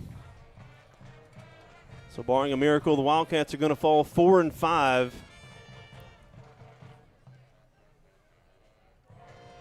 This will be the 4th straight loss here for the Wildcats. As the officials are calling both teams out of the timeout. There is 50 seconds on the clock. Coalgate does have 1 more timeout to go. We've seen a couple of low snaps. Well, now here is the interesting thing. They might still have to punt it. Goes backwards. Cresswell. Got to make him get down. And he's going to take a knee now inside the 10. Coach Cater calls another timeout. The clock's still running. They got to put some time back on. There was 43 out. seconds. Yeah. 43 seconds is what ought to get put back onto the clock here. That was a good job by Dibble of noticing where they were clockwise and timeout-wise for Coalgate to waste some time, not just immediately go down. Because if you had immediately gone down and then immediately gone down again on 3rd down, you would have had to have run another play on 4th down. Yeah. I think there's 43 or 44 seconds should be on the clock. Looks like they put 44 back on the clock. 44 seconds on the clock. So now this, for all intents and purposes, should be the final play of the game. Yeah, as long as they waste at least 4 seconds here on this play. Remember, the ball's spotted at the 7. If you're Dibble, you might be tempted to just run it through the back of the end zone and waste 4 seconds. Take the safety. Here's the snap, and down he goes. With 41. But the play clock, didn't start quick enough, and I don't think they're going to have to run another play. Well, it's right there. I think there's about a second difference, and looks like Dibble's going to sneak away with a victory. The Wildcats lose tonight to the Dibble Demons on the final road trip of the season, 20-14, as both teams are making their way out to midfield. We'll come back for the Farmers Agent Lucinda Holland postgame show. Wildcats lose 20-14 here in Dibble. We'll be back right here on 107.5 KZIG, The Rock. In a world full of possibilities and firsts, you need neighbors in your corner, experts who have your back, and a cheering section to keep you going. That's why we're here. For 100 years and counting, we've been the first bank of dreaming big and the first bank of what's next. At First Bank, we believe that anything's possible, and we're here to help you believe it too. First Bank, here for possibilities. Logan & Sons in Atoka has the outdoor equipment from top brands to make your outdoor work or play a cinch. Still, Exmark, Hustler, Spartan, Intimidator UTVs, and Envy neighborhood vehicles are in stock and ready for you. Stop by today at 853 South Mississippi or call 580-889-3329. Logan & Sons proudly supporting all our local athletes. Brown's Funeral Service in Atoka, Coalgate, Durant, and Medill are proud to be a part of the communities they serve. Since 1994, Brown's Funeral Service has proudly supported nonprofits, police and fire departments, local military members, and area schools. The staff at Brown's Funeral Service takes great pride in these endeavors because they realize it's more than being in business. It's about being a thread in the fabric of our community. Brown's Funeral Service, where service begins but never ends. As Oklahomans, we look out for one another, and at Oklahoma Farm Bureau Insurance, it's no different. With agents like Kevin Haney right here in Cole County, we always have someone close at hand with the advice and guidance you need to help you find affordable coverage and products for your home, auto, farm and ranch, business, life, and annuities. Please call Kevin Haney at 580-927-2324 or visit okfbinsurance.com today. Life insurance and annuity products offered through Farm Bureau Life Insurance Company. Property and casualty products are offered through Oklahoma Farm Bureau Mutual Insurance and affiliated companies. Oklahoma Farm Bureau Insurance, made of and made for Oklahomans. The RX shop is now under new ownership. Jason and Sedana Lanig and their 2 daughters are longtime residents of Caney and are looking forward to continuing the same great service for you and your family. They're excited for this opportunity to serve our community and invite you to let them help you with your healthcare needs. Call 580-889-3331, 580-889-3331, or come by 872 West 13th Street in Atoka. RX Shop thanks you for shopping local. And we're back here on the Farmers Agent Lucinda Holland postgame show. Lucinda Holland is a Farmers Insurance agent serving our community. She's always just a phone call away at 580-889-3147. Blaine with some final game stats. Yeah, for the Wildcats as a team, 13 first downs, 24 carries for 138 yards, 12 out of 26 throwing the ball for 206 yards, 1 touchdown, 5 interceptions, the 5 turnovers. The bugaboo tonight, and it's really hard to win a game turning the ball over 5 times. That's kind of the thing that jumps out to you the most. Only 2 penalties on the night, really clean game penalty-wise from the Wildcats. 2 out of 9 on 3rd down, 1 out of 2 on 4th down. Some individual stats. Trip Jones ends up finishing with 3 catches for 97 yards, had the really impressive one-handed catch on that last offensive drive to jumpstart that drive. Zeke Marlowe finishes with 2 catches for 23 yards. Bryson Stowe, 8 carries, 33 yards. Tristan Trevathan, quietest night offensively of the year. Only 1 catch for 2 yards tonight for Tristan. Colby Brown, 3 carries, minus 3 yards. 12 out of 26 throwing the ball, 206 yards, 1 touchdown, 5 interceptions. Tate Diaz, 6 catches for 84 yards. Keep scrolling through here, some individual stats. Che Barnett, 8 carries for 93 yards, including the big 50-yard touchdown run in the first half to open the scoring for the Wildcats. Rowdy Hemphill, 5 carries for 15 yards as far as some individual stats for the Wildcats. For Dibble, 17 first downs, 42 carries for 154 yards, 12 out of 24 throwing the ball, 142 yards, 1 touchdown, 1 interception. They also lost a fumble, so only 2 turnovers on the night for Dibble when the Wildcats committed 5. I hate to harp on it too much, but a game like this tonight, that's the difference in the game, the turnovers. Dibble was not clean penalty-wise. 9 penalties for 70 yards, including the huge holding penalty that wiped off what would have been kind of the clinching touchdown there late in the game. They were just 3 out of 14 on 3rd down, but 3 out of 5 on 4th down. And this game really, as much as anything other than the turnovers, came down to a 3rd and 17 play for Dibble with about 4 minutes left, 4.5 minutes left. You let them get 16 yards on 3rd down. If you let them even just get 8 or 9 on that 3rd down, they're punting the ball back to you. We'll talk about how hard the throw was. He was standing on the numbers on the near side and threw it to the numbers on the opposite side. And then, he was able to kind of make one man miss before the Wildcats could get him out of bounds, and they're able to convert the short 4th and 1 to just eat up another couple minutes of clock to make you feel a lot more rushed there at the end. You're up against the clock more. That was as big a moment in the game as there was, is that 3rd and 17 play. That's one that is going to kind of haunt the Wildcats for a while tonight, giving up that much yardage on 3rd and 17 to allow them the really good conversion chance on 4th and 1. So the Wildcats come up short here in Dibble. 20-14 is the final. We'll be back for one more break here on the Farmers Agent Lucinda Holland. We'll have the First Bank star of the game when we return right here from Dibble. 20-14 is the final. We'll also have some scores from across the district. This has been Wildcat Football on 107.5 KZIG, The Rock. H&L Custom Processing is proud to support the Coalgate Wildcats. A family-owned business by Gary and Charity Hensley, H&L offers custom processing of wild game as well as local livestock.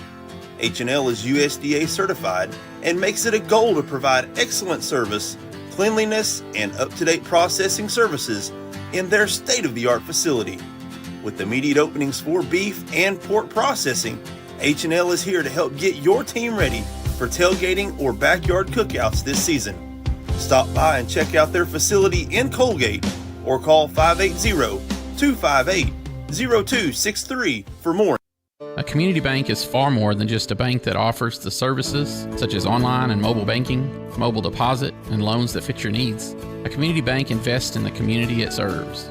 Your phone call will be answered by local people you already know and will make you feel welcome by greeting you as you enter the lobby. At Shamrock Bank, we effectively combine convenient banking technology with people you know and trust. It really is the people that make the difference. At Shamrock Bank, you are more than a customer, and we are more than a bank. Shamrock Bank, member FDIC. Looking for the perfect outfit or a unique gift? Visit Triple Heart Boutique. The latest trends in women and children's clothing, stylish accessories, and charming decor. Show your team pride with their exclusive Spirit Wear collection. Need an energy boost? Stop by for one of their refreshing teas and stay glowing all year long with their tanning and red light beds. Open Tuesday through Friday from 6 to 6 and Saturday 10 till 2. Visit Triple Heart Boutique at 117 North Main Street in Coalgate. This is Eric Studeville, inviting you to buy the Studeville way. Whether you're looking for open roads or you like them built tough, there is only one way to buy your vehicle. And that's the Studeville way. Studeville Chevrolet, 851 Westside Drive in Durant, and StudevilleChevrolet.com.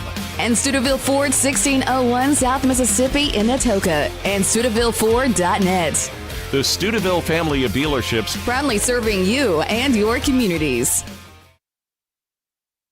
When it rains, it pours, so it's important for you to get the coverage that meets your needs. Farmers Insurance Agent Lucinda Holland can help you understand your options so you can prepare for what the forecast brings.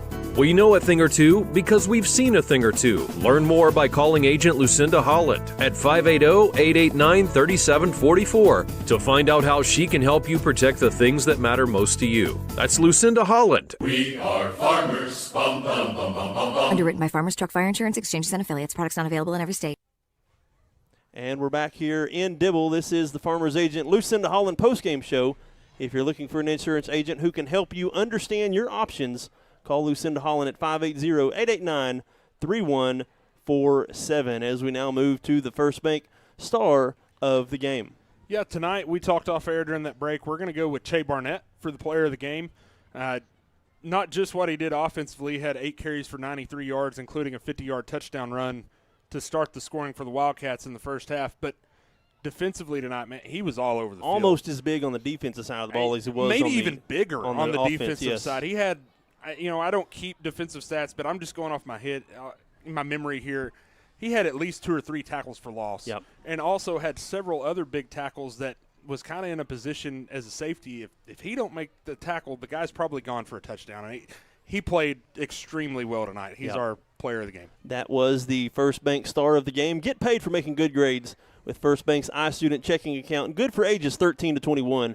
For more information, visit any First Bank location and ask about First Bank's iStudent checking, available at all First Bank locations in beautiful southeast Oklahoma. As we get some scores from across the district, we have Beggs blowing out Tishomingo 56-14. We've got a close one in Comanche, Community Christian leading 25-21. That's in the fourth quarter. And kind of the game of the week, Davis comes back and makes it a ball game, but Holdenville holds on 22-15. So that'll wrap up the number 1 spot, as Holdenville will finish first. Davis, as of right now, will finish second, barring a loss next week to Community Christian. Dibble is now in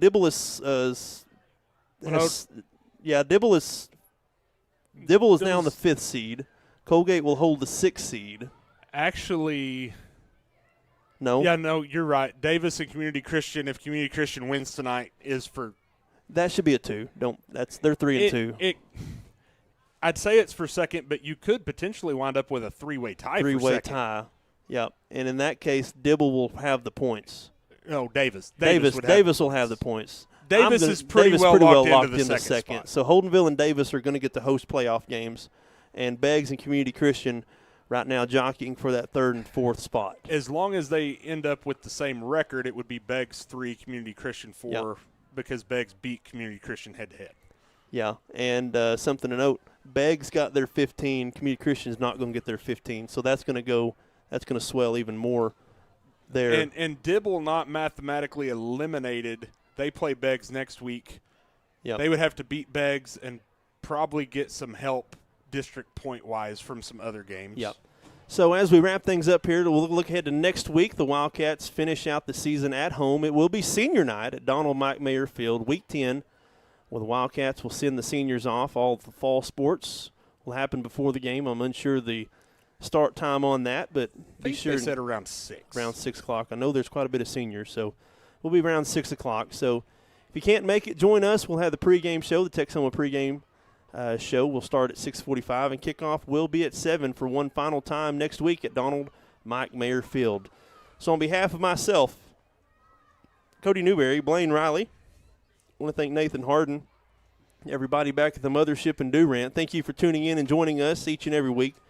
It's a truly blessing to get to bring these games to y'all. We enjoy it and have fun, and hope you do too. Join us next week one final time at Coalgate, Donald Mike Mayer Field, 6:45 pregame, 7 o'clock kickoff. We'll send it away here. This has been Wildcat football, where they lose 20-14 to the Dibble Demons. We'll see you next time. This has been Wildcat football on 107.5 KZIG, The Rock.